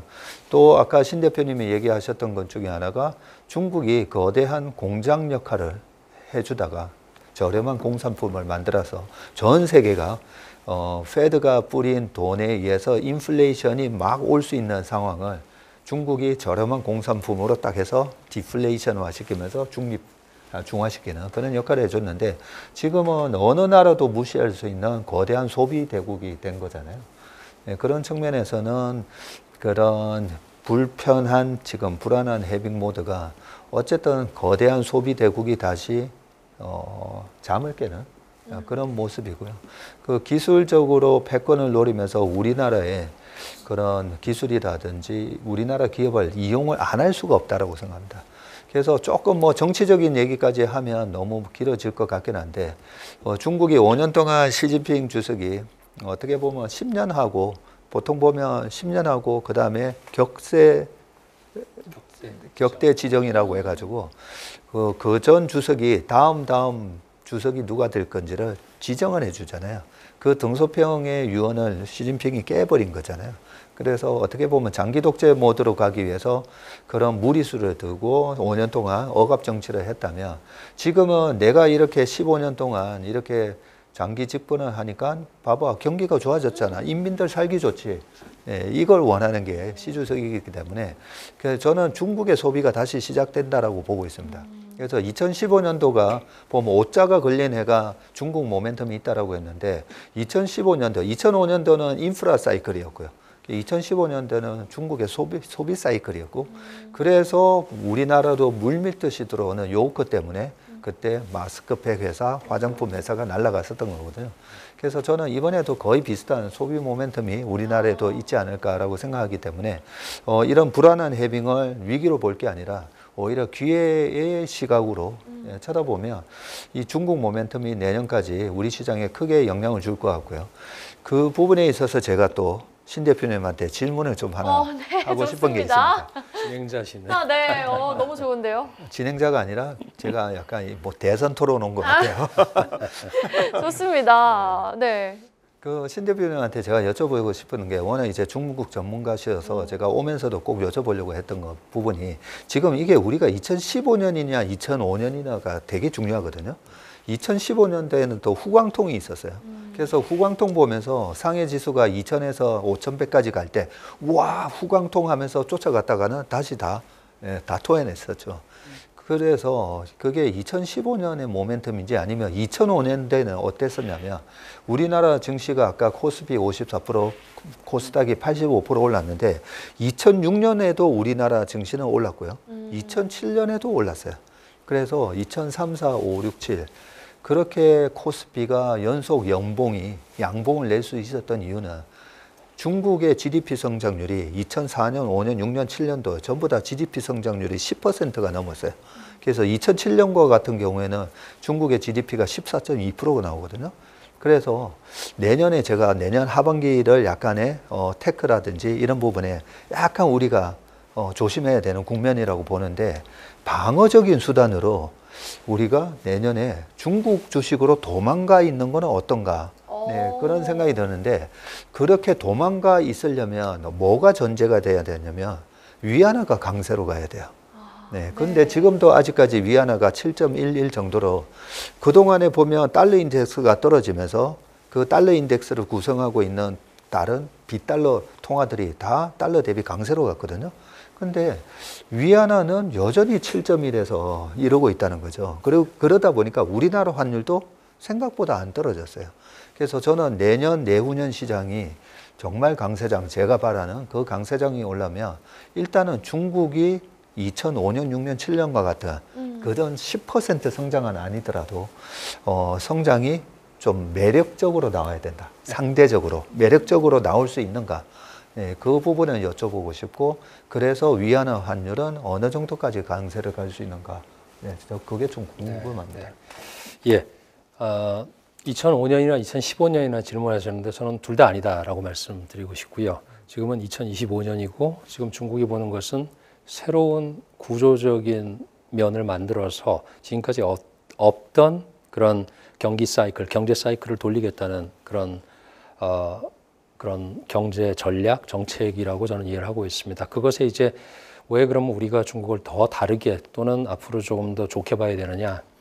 결국은 지금 정책이 달라졌고 제도가 달라졌고 시장이 달라지고 기업이 달라지고 지금 투자자가 달라지기 직전이거든요. 이렇게 쭉 놓고 보면 이것들의 조합이 투자 시장을 이렇게 해서 만들고 가는 것인데, 그렇게 될 경우 그러면 우리가 기업이 달라졌다는데 포커스를 한다 그러면 기업들이 뭘로 달라졌느냐? 결국 기업들이 과거처럼 국내에서 지금도 우리가 제일 국내에서 우려스럽게 보는 것이 내권이잖아요. 그들의 가격 경쟁, 그들의 과당 경쟁 이런 부분인데, 그런 것들에 대해서 과거같이 2025년에 있었던 일이 그 당시에 3거, 1강, 1보 해서 세 가지는 없애고, 그때 이제 과잉 생산성, 과잉 설비, 그리고 과잉 투자 이런 걸 다 내려라. 그리고 비용을 내려라. 그리고 보완을 해라. 부족한 거는. 이런 정책이 나왔는데 이것의 대상은 뭐였냐면 우리가 지금 알고 있는 전통적인 산업입니다. 철강이라든가 시멘트라든가 이런 쪽이었죠. 그러니까 그때는 그 대상이 국유기업이어가지고 쉽게 시작을 하고 쉽게 끝을 냈어요.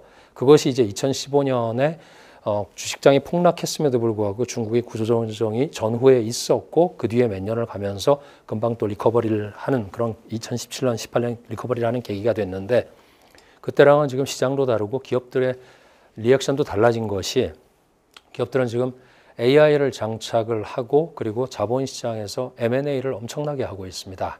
상장사를 기준으로 한 M&A는 말씀드린 대로 10,000개 중에 1개 그 중심으로 모여라기 때문에 민영기업들은 계속 커질 수밖에 없는데 그 커지는 방식이 과거랑 다릅니다. 과거에는 우리 옛날에 재벌들이 했던 것처럼 문어발식 확장이었다 그러면 지금은 자기 전문 분야에서 깊이와 넓이를 더해가면서 그 넓이는 고잉 글로벌이거든요. 바다로 나가고, 근데 기업들이 바다로 나가는데 미국은 막혀 있다. 돌아 들어가라. 어디로 가느냐? 동남아와 남미와 아프리카까지 가는, 그러면서도 우리나라로 스며들어오죠. 우리나라 BYD 들어와 있고 아시겠지만 샤오미도 들어와 있지 않습니까? 그것은 전초기지를 구축하는 것이고, 이들의 해외 진출은 결국 국내에서 소화하지 못하는 과잉 생산 설비 이런 부분들을 정상적으로 잡아 돌리되 국내에서는 M&A를 통해서 생산을 조금 큰 데로 합치는 이런 IC라 그러죠. 인더스트리 콘솔리데이션이 일어나고 있습니다. 그래서 AI를 장착을 한 기업들이 인더스트리 콘솔리데이션으로 기업 통폐합을 하면서 이들의 시장은 해외로 나가는 고잉 글로벌이거든요. 그러면 이것에서 나오는 것은 결국 기업들의 수익 내지 매출이 증가하고 있고, 거기에 대해서 기대를 하는 가장 앞서 있는 것들이 이제 홍콩에 나가 있는 이런 기업들입니다. 중국 기업들의 상장사들의 평균적인 해외 매출 비중이 아직 30%가 안 됩니다. 그런데 헬스케어라든가 바이오, 신약 쪽이라든가 또 샤오미조차도 40에서 43%가 되고, 신약 회사들은 거의 7, 80%가 해외에서 나오고 있거든요. 근데 그 회사들은 매출액 비중만 높은 것이 아니라 이 수익성이 대단히 좋죠. 그러니까 여러 가지가 과거와 달라지고 있는 그런 어떤 증조들이 나오고 있는 것이, 일단 그때 사이클 단순히 보면 지수가 올라가고 이게 떨어지고 또 어떤 또 정합이 일어나고 뭐 이런 일이 있을 것 같은데, 지금의 중국 시장은 조금 결이 달라졌다. 조금이 아니고 많이 달라졌다. 제가 이제 그렇게 보고 있는 시각이고요. 또 두 번째 이제 질문 주신 것이 이제 환율 쪽인데, 이 부분은 사실 지금 현재 중국 쪽의 전략하고 좀 배치가 됩니다. 왜냐하면 결국은 해외로 나가는 방식이 두 가지지 않습니까? 하나는 그냥 만들어서 수출을 하는 것이고, 또 하나는 해외로 나가는 것인데 해외로 나가서 거기서 만들어서 현지화된 기업을 일구는 것인데 이것은 지역적인 제한도 있고 또 투자도 선투자가 필요하고 그렇기 때문에 시간이 좀 더 필요할 것 같습니다. 그런데 결국은 수출 기업들 그중에서 이제 중소형 수출 기업들을 케어하지 않을 수 없는 그런 현실적인 문제 때문에 이번에 미국에서 금리 인하를 했지만 중국의 금리는 움직이질 않았거든요. 이제 그런 것들이 전체적으로 또 하나는 주식 시장이 지금 자기들이 볼 때도 굉장히 불하거든요. 핫하고. 그러니까 금리까지 내려주는 시그널을 줄 경우에는 이게 더 뜨거워지거나 이러면 또 조절할 필요도 있기 때문에 그래서 아마도 미국이 뭐 금리 사이클에 들어갔으니까 중국도 결국은 어느 정도 재정적인 또는 통화 정책적인 여유가 생겼기 때문에 분명히 금리를 가지고 뭔가를 할 겁니다. 연내에. 그렇게 되면 결국 재정적인 여력도 그렇고 통화적인 여력도 좀 있기 때문에 아마 지금 그 말씀 주신 그 7.1 여기서 왔다 갔다 하는 것도 사실 얼마 전과 비교하면은 또 상당히 이제 RMB가 강세로 가 있는 거 아니겠습니까? 7.34 기대하다가 그러니까 좀 시간을 가지고서 좀 늘려서 봐야 될 필요가 있을 것 같다. 네, 그렇게 말씀드리겠습니다. 네, 알겠습니다. 충분한 대답이 되셨습니까? 네. 네, 알겠습니다. 위안화 관련된 이야기까지 해주셨고요. 이효석 대표님께는 워낙 이제 말문을 AI로 열어주셨기 때문에 기술 패권이라는 키워드에 대해서 고견을 한번 들어보고 싶어요. 지금 21세기 패권의 향방을 결정할 수도 있는 미래산업 관련해서 각 국가의 패권 싸움이 치열하게 진행 중에 있습니다. 중국도 그렇고 트럼프의 행보도 보아하니 마가를 외치는 트럼프 행보를 보아하니 치열하게 펼쳐지고 있는 가운데 우리 투자자분들이 취할 수 있는 이익 구조, 이 기술 패권에서 찾아볼 수 있을까요? 네, 저는 개인적으로 미국이 중국처럼 돼가는 부분이 많다. 미국이. 그리고 중국은 또 미국처럼 돼가는 것 같고, 그러니까 우리가 알던 미국이 아니다. 이런 얘기를 되게 많이 하고 있는데요. 그 대표적인 게 이제 최근에 미국이 되게 다급해 보인다. 그 이유는 아마 이제 중국의 맹추격이 있을 거고요. 화웨이가 뭐 엔비디아를 잡겠다.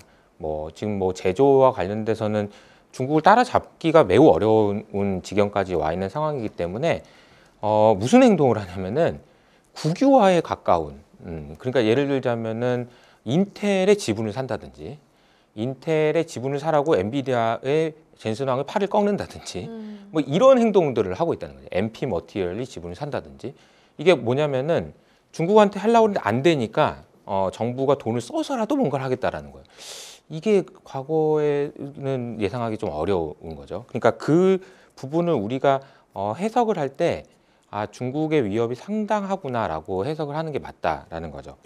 그러면 이제 미국 입장에서는 이 어려움을 어떻게 극복할 것인가? 저는 테크 회사의 몰빵 이렇게 이제 표현하고 싶은데 얼마 전에 트럼프 대통령이 자기 뒷마당을 리모델링을 했어요. 로즈 가든이라는 곳인데 트럼프 대통령이요. 네, 보통 보면은 백악관 리모델링 하고 나면 보통 이사하면은 첫 손님을 누굴 데려오느냐 되게 의미가 있잖아요. 중요하죠. 네, 모두 테크의 수장들을 불렀습니다. 테크의 수장 다 불러놓고 모두 앉아서 야, 우리 중국을 이기려면 어떻게 해야 되냐?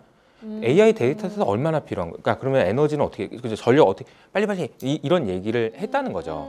너무 명확합니다. 그냥 테크의 권력을 몰아주는 거예요.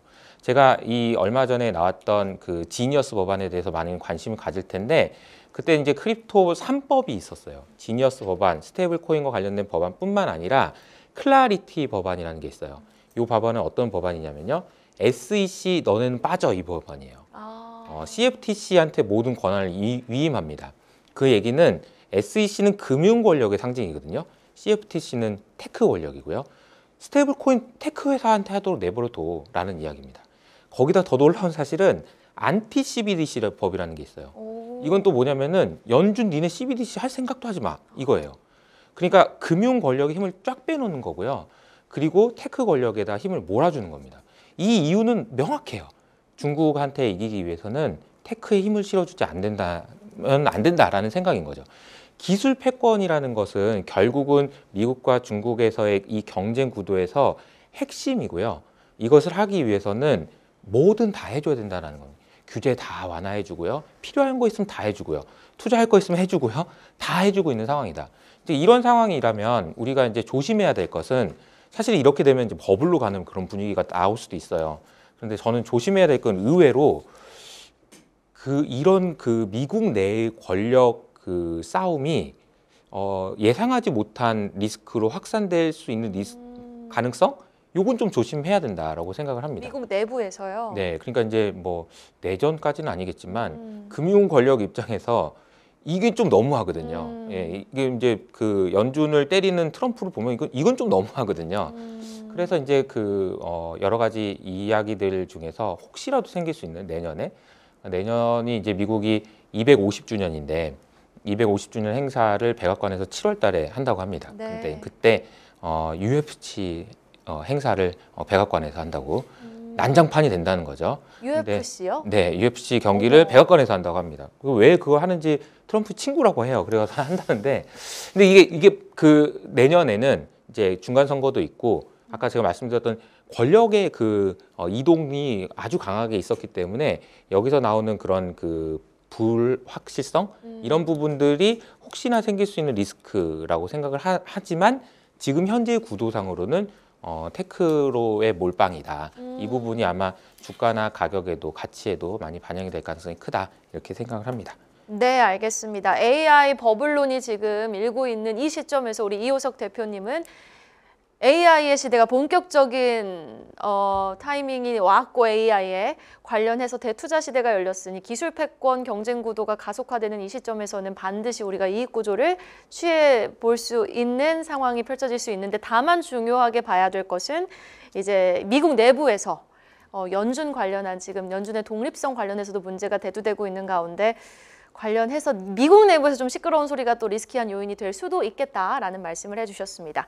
자, 그러면 신영관 대표님께는 키워드 안에서 문화 세계화에 대해서 한번 여쭤보고 싶어요. 지금 뭐 캐대헌이 넷플릭스 1위를 차지하고 있고 라부부의 인기가 급상승하면서 팜마트의 주가가 급등하는 이때 이 소프트 파워의 무게추가 향후 어떻게 좀 전개될지 좀 보고 계십니까?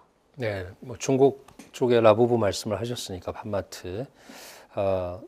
한국 쪽의 K 컨텐츠는 지금 중국 쪽에서는 아니야 나는 그런 적 없어라고 하면서도 한한령은 분명히 존재하고 있습니다. 그러니까 한한령이 풀리는 그러니까 중국 기준으로 볼 때 글로벌리 우리 K 컨텐츠의 파워는 뭐 제가 설명을 안 드려도 될 것 같고요. 중국 쪽으로 언제 스며들 수 있겠느냐? 제가 볼 때는 그게 이제 APEC에서도 굉장히 중요한 화두가 되지 않을까 싶고 우리가 직접적으로 요구할 수 있는 것 중에 하나다 이렇게 말씀드릴 수 있을 것 같고요. 그러면 어떤 신호를 받으면 과연 한국에 보이지 않지만 존재하고 있는 한한령이 풀릴 것이냐? 결국은 우리가 알고 있는 탑3의 이런 우리 K-팝의 스타들이 중국의 대도시를 자유스럽게 컨센트를 할 수 있는 이것이 시리얼로 연속적으로 이루어져야 된다 그렇게 봅니다.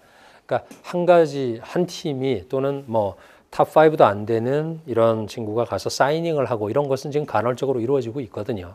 근데 좀 지속적으로 이루어져야지 중국 시장이 조금 더 우리한테 좀 우호적이다 이렇게 변했다 이렇게 볼 수 있을 것 같고 또 반면에서 차이나 C 컨텐츠라 그럴까요? 이게 지금 세계적으로 또 퍼지고 있거든요. 말씀하신 팜마트도 그렇고 또 미니소가 지금 전략적으로 하고 있는 것이 이미 금년에도 한 두어 차례 했었는데 중국에 우리로 말하면은 배틀그라운드 같은 게임이 중국에는 블랙 미스 손오공이 있거든요. 예, 네.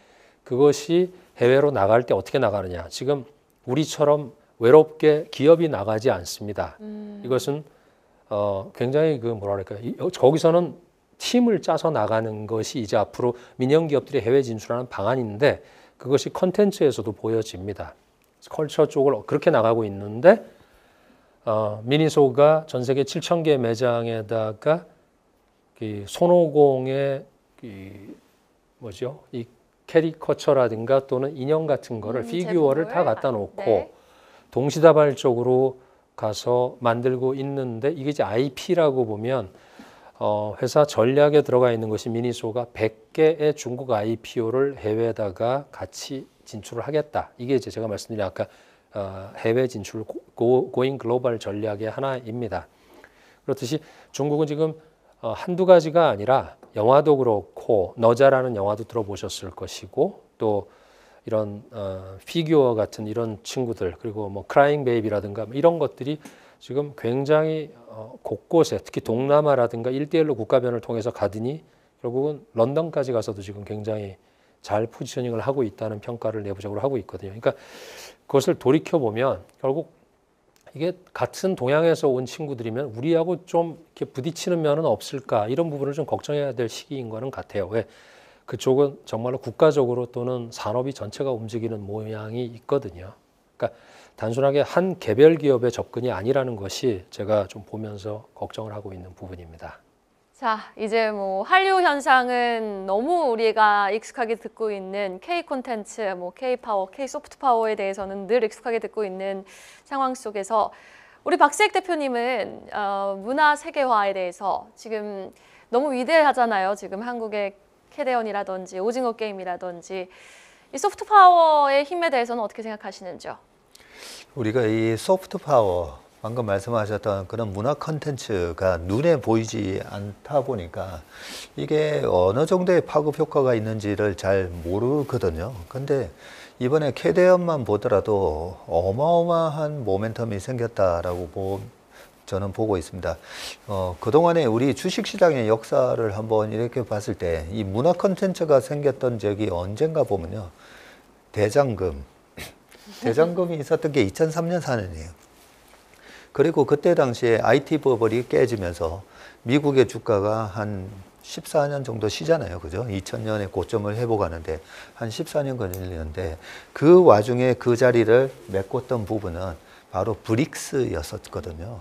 그러면서 아까 뭐 차이나 모멘텀도 제가 말씀드리고 했었는데 이렇게 브릭스가 한창 날아가고 인프라 사이클이 되고 했을 때 2005, 6, 7년도에는 말 그대로 인프라 사이클에서 중국에서 굴삭기가 제대로 없을 때 그랬을 때 우리나라의 두산중공업, 현대중공업의 굴삭기가 엄청나게 팔렸었던 거죠. 그렇게 팔렸을 때 그 전에 있었던 대장금이 중국뿐만 아니라 싱가포르까지 어마무시한 인기를 끌었었거든요. 그러면 사람들의 내리속에는 어떤 상상을 하게 되냐면, 야, 대장금에서 봤던 한국 문화에 대한 그런 어떤 경이로운 그런 신비감, 그런 것들이 두산중공업의 굴삭기에 대해서도 그때는 뭐 대우이기도 하긴 했었는데 메이드 인 코리아에 대한 어쨌든 메이드 인 코리아에 대한 프리미엄이 생긴다는 거죠. 프리미엄이. 그래서 그 인프라 사이클에서 한국의 기업들이 크게 선전을 했을 때 어떻게 보면 그 대장금의 역할도 컸다라고 저는 보고 있습니다. 그러고 나서 2015년도에 아까 중국 소비 열풍이 있었다 했잖아요. 그런데 그 중국 소비 열풍이 있기 전에는 어떤 문화에 어떤 모멘텀이 있었냐면 2011년, 12년도가 바로 소녀시대, 원더걸스, 그러면서 CNN에서 한국의 아이돌 그룹인데 되게 센세이셔널하다라는 보도를 하게 됩니다. 그래서 우리나라의 그런 K-팝이 글로벌라이제이션이 되고 아시아에서만 통하는 컨텐츠가 아니라 글로벌하게 통하는 컨텐츠라고 알려지기 시작한 게 바로 소녀시대, 원더걸스, 그 다음에 싸이의 강남스타일, 그리고 빅뱅, 그리고 블랙핑크, BTS 이렇게 지금 이어져 오고 있는 거거든요. 그런 상황에서 최근에 이제 캐대언이라는 어마무시한 모멘텀이 생겼고요. 그 전에 바로 우리 해수 앵커께서 얘기하셨던 기생충, 오징어 게임, 네. 그런 부분들이 그냥 한마디로 메이드 인 코리아, 그게 문화 콘텐츠가 아니든 그냥 볼펜을 만들더라도 메이드 인 코리아야. 네, 그래서 전체 한국의 제조 서비스에 대한 프리미엄을 만들어주는 계기가 됐다는 거죠. 제가 우리나라 기업에 대해서 이런 얘기를 많이 하거든요. 미국의 애플이라든지 미국의 광고를 보면 나이키 광고도 그랬고 이미지 광고가 많아요. 그 제품의 기능성에 대한 광고보다는 그 기업의 이미지에 대한 광고를 많이 하기 때문에 우리가 스타벅스를 가든지 애플 아이폰을 쓰든지 그러면 스티브 잡스에 대한 환상, 마이크로소프트 하면 빌 게이츠, 그 스토리가 있다는 거죠. 우리가 그동안에 너무 기능성 위주로 제품 개발했었잖아요. 거기에 뒤에 스토리가 없었어요. 그게 우리나라의 기업이 만드는 제품이 고부가 가치가 될 수 없는 한계였었는데 이번에 엄청난 그런 프리미엄을 만들 수 있는 컨텐츠를 우리 문화계에 종사하시는 분들이 만들어 주셨다는 거죠.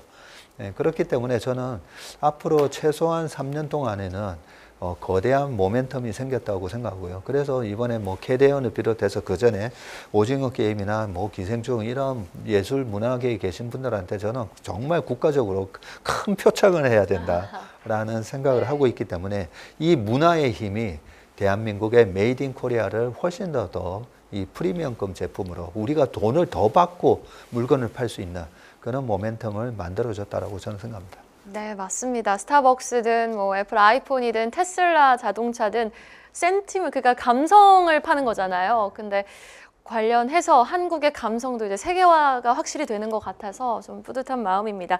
자, 그런데요, 뭐 구체적으로 들어가 보자면은 틱톡이라든지 이제 넷플릭스 관련해서도 캐대언의 IP는 사실은 소니에게 있잖아요. 이런 것을 보면은 소프트 파워는 확실히 있지만 또 우리 대한민국 입장에서는 또 잘 이 구조를 먼저 선점을 해서 더 똘똘하게 조금 더 날카롭게 접근을 해봐야 될 것 같거든요. 이에 대해서 문화 세계화, 한국의 입장, 뭐 미국의 입장 다 다양하겠지만 우리 이효석 대표님이 바라보시는 키워드 문화 세계화는 어떻게 좀 투자 관점에서 접근하고 계십니까? 뭐 우리나라가 가지고 있는 컨텐츠의 경쟁력이 전 세계적으로 뛰어나다. 이거는 뭐 두말할 나위는 없는 것 같고요. 저는 또 이것도 역시 마찬가지로 AI 관점에서 한번 생각을 해볼 필요가 있다고 생각합니다. 네. 그러니까 AI가 되면서 나타났던 굉장히 좀 중요한 현상 중에 하나가 마이크로소프트가 사상 최고치를 기록할 정도 실적이 좋아요. 근데 몇 달 전에 10,000명을 해고했죠. 이유는 넌 AI보다 일 못하잖아 였습니다. 그러니까 사실 고용이 그러니까 유연한 그런 국가에서는 이미 그런 현상들이 나타나고 있다는 거죠. AI보다 일을 더 잘한다는 걸 증명해야 채용하는 시대가 온 겁니다. 그러니까 이 이야기는 굉장히 무겁게 받아들여야 되는데요. 저는 이제 그 가치라는 것이 무엇인지 우리 고민해 봐야 된다고 생각해요. 가치가 무엇인가? 가치는 결국은 인간이 느끼는 효용이에요. 뭔가 만족감이 느낄 때 배가 고픈데 맛있는 거 먹으면 가치 있는 거거든요. 그 음식이 자고 싶은데 좋은 침대에 가치 있는 겁니다. 그래서 인간의 그러면 효용을 언제 느끼냐? 욕구를 충족시켰을 때 효용을 느낍니다. 그래서 결국은 이제 가치는 욕구에서부터 나온다고 볼 수 있거든요. 네. 근데 제가 이 말씀을 이제 그 AI 이야기하고 갑자기 욕구에 대한 이야기를 했는데요. 인간이 가지고 있는 욕구는 기본적인 욕구에서부터 점점 위로 올라갔어요. 즉 다시 말하면 먹고 사는 문제가 해결되고 나니까 친구들을 만나고 싶고요. 사회 관계가 형성되고 싶고요. 사랑을 하고 싶고요. 아껴주고 싶고 결국은 놀고 싶어집니다. 즉 다시 말하면 우리는 AI 때문에 일을 못하게 될까 봐 굉장히 많은 고민을 하고 있잖아요. 네. 놀면 됩니다. 놀면 되는 거예요. 그래서 AI 때문에 일을 못하게 돼서 이 일을 못하니까 나는 증명할 수 없다라고 생각할 수 있지만 사실은 대가를 받고 일을 해줄 수 있는 시간이 그렇게 많지는 않았어요. 그래서 제가 말씀드리고 싶은 거는 앞으로 더 많은 사람들이 놀게 될 겁니다. 와. 네, 그러면 놀 때 누가 인기가 많을 것인가? 이걸 생각해 보면 이전에 선사시대 때 사람들은 뭐 했을까? 그 사람들은 어떤 사람들이 인기가 많았을까? 그리고 그냥 선사시대까지 가지 않더라도 초등학교 때 어떤 친구들이 인기가 많았나? 이거 생각해 보시면 돼요. 운동 잘하는 애들이나 아니면은 웃긴 애들이나 재밌는 애들, 노래 잘하는 애들, 까부는 애들 그런 애들이 인싸였어요. 우리나라 국민들이 만드는 우리가 보고 있는 K-팝 아이돌 이 친구들이 전세적으로 봤을 때는 인싸인 겁니다. 이거는 굉장히 중요한 시대적인 흐름이고요. 그런 과정에서 우리나라에서 이런 컨텐츠들이 만들어지고 있고 브랜드가 만들어지고 있다는 거는 어마어마한 기회라고 생각을 합니다. 그래서 저희는 이런 부분들을 앞서 말씀하신 대로 여기서 제대로 된 가치를 인정받기 위해서 해야 되는 여러 가지 일들은 당연히 해야 되는 일이고요. 대신에 이제 이게 큰 시대의 흐름이다라는 것도 고려할 필요가 있다라고 생각을 합니다. 네, 알겠습니다. AI로 인해서 일자리를 잃었지만 일자리를 잃으니 더 재미있게 노는 세상이 도래했다. 그렇게 콘텐츠의 바어는 더 막강해지는데 이에 있어서 우리가 또 투자 포인트를 좀 똘똘하게 더 잡아봐야 될 시점이 온 것 같습니다. 자, 이렇게 세 분과 키워드에 대해서도 자세한 이야기 나눠봤습니다. 자, 이렇게 세 분의 포트에 관련된 의견과 또 키워드에 관련된 의견을 취합해 보니 우리 박시익 대표님은 포트 비중 변화 있으셨습니까? 아니면 그대로 기존 가지고 오셨던 포트 비중 유지하시겠습니까? 예, 저는 그대로 유지는 할 건데요. 아마 이 방송을 보시는 분들이 이런 고민을 하고 계실 것 같아요. 조방호는 끝났나? 아, 그러네요. 네, 그런 생각하시고 반도체는 아까 제가 6개월 모멘텀, 그게 뭐 최소 6개월 모멘텀을 말씀드리는 거고, 제 머릿속에는 중국의 굴리기가 과거에는 인프라 쪽이었다면 지금은 어쨌든 테크거든요. 그러면 2004, 5, 6, 7년 그 한 5년 동안에 풍산 같은 풍산이 그냥 태웅이죠. 태웅 같은 회사가 130배가 올랐거든요. 조선 같은 경우는 현대중공업이 40배 올랐거든요. 그래서 이번에 중국 모멘텀이 테크 쪽이면 이 반도체 모멘텀이 짧게는 6개월이지만 어떻게 보면 내후년 2027년까지도 갈 수 있는 모멘텀이다. 네, 그렇게도 생각하고 있는데, 그러면 조방호는 그렇게 도대체 어떻게 해야 되는데, 이런 부분인데, 우리가 이번에 조방호이 이번 상승장에 처음 상승을 주도했던 네. 주도주였었잖아요. 그랬을 때 보면 주도주가 언제 끝나나 보면, 아까 제가 코로나 때를 말씀드렸는데, 코로나 2000년도에 빅세븐이 먼저 올랐고요. 그 다음에 세미 차화정 장세가 있었어요. 그리고 이 시클리컬에 해당되는 반도체가 오르고, 그러고 나서 2021년도에 다시 빅세븐이 올라가게 됩니다. 그래서 이 주도주는 강세장의 끝과 강세장의 마지막을 장식을 하게 돼 있어요. 그리고 이 빅세븐이 왜 빅세븐이냐면 대형주 위주였기 때문이고요. 그래서 2009년, 10년, 11월에도 보면 그때는 70주 그리고 차화정 다 큰 대형주였는데, 마지막 장에서는 중소형주들이 화려한 불꽃을 피우게 됩니다. 그래서 2021년 시장을 한번 생각해 보시면 2021년의 하반기에는 메타버스였었죠. 그리고 플레이 투 언 뭐 이런 식으로 하면서 얘기가 되면서 약간 내러티브 주식들이 마지막을 불꽃을 또 피우게 되는데, 그 내러티브에 해당 우리가 믿음으로 투자하는 주식 있잖아요. 바이오가 그렇지 않습니까? 네, 그래서 여기도 바이오라는 거 적어놨는데, 저희 같은 경우에는 실적 중심의 대형 우량주 중심으로 하지만 저희가 투자는 안 하더라도 이번에 금리도 내려가고, 그런 방금 말씀드렸던 그런 투자 심리가 회복되는 그런 걸 고려했을 때는 올 하반기에서 내년까지는 또 바이오도 크게 올라가는 장세가 될 거고, 조금 전에 이제 중국 소비와 그 다음에 우리나라의 문화 콘텐츠의 어떤 소프트 파워를 합쳤을 때 그 공통적인 교집합이 되는 게 어떻게 보면 엔터거든요. 그래서 엔터테인먼트 같은 경우에는 지금 그동안에 주식의 마지막 불꽃을 화려하게 하는 그런 발상 국면이 나왔는가 보면 엔터는 아직 안 나왔어요. 그리고 주식은 우리가 모르고 있는 뭔가 이벤트가 발생했을 때 주가가 더 올라가잖아요.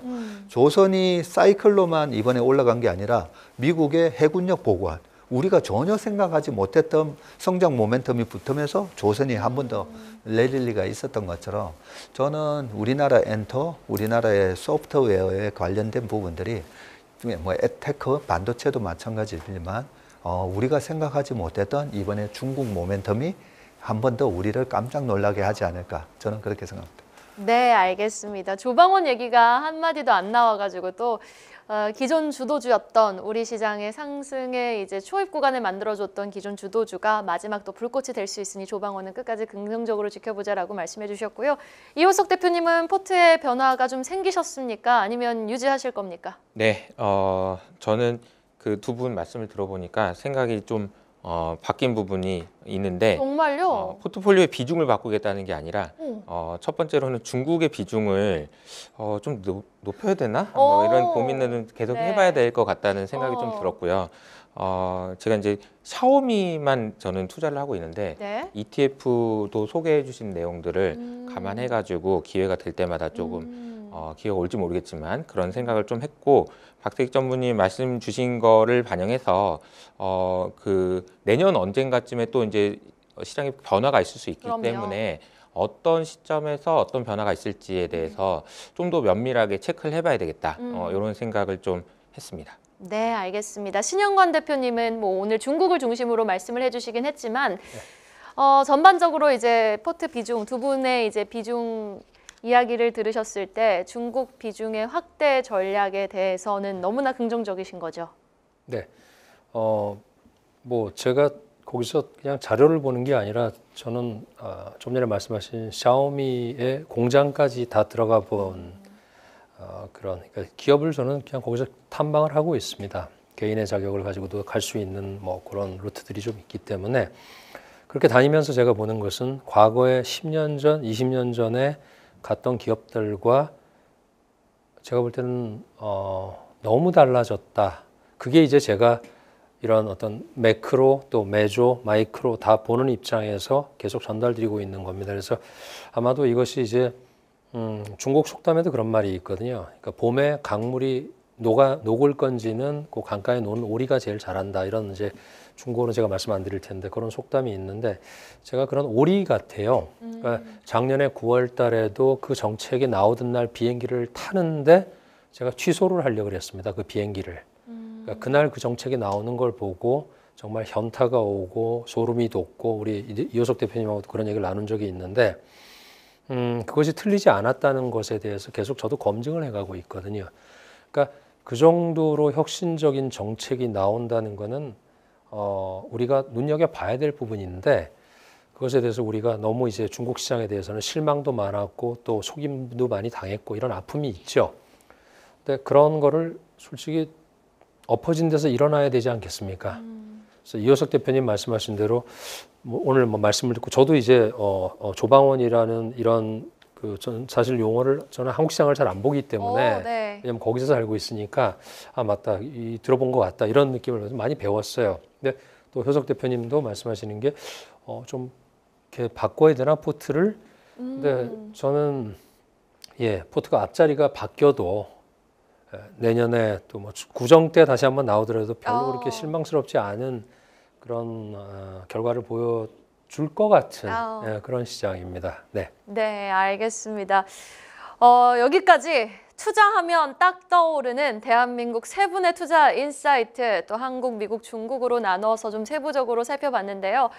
이번 특집 방송은 9월 25일 녹화일 기준으로 또 저희가 전략을 제시해드린 만큼 요즘 너무나 뉴스도 급변하게 좀 돌아가면서 세상이 급변하게 돌아가면서 빠르게 업데이트가 되기 때문에 현 시점에서 최선의 투자 전략을 제시해드리는 거지 이것이 뭐 중장기적으로 끝까지 이렇게 갈 것이다라는 의견은 아닌 만큼 또 내년 설 특집을 또 세 분이 도와주시리라 믿으면서 자 지금 남은 하반기 투자 전략 또 추석 특집을 통해 이렇게 정리해 봤습니다. 지금까지 세 분과 함께했습니다. 채슬리 투자자문 박수익 대표, HS 아카데미 이호석 대표, 중국 자본시장연구소 신영관 대표님과 함께했습니다. 세 분 오늘 말씀 고맙습니다.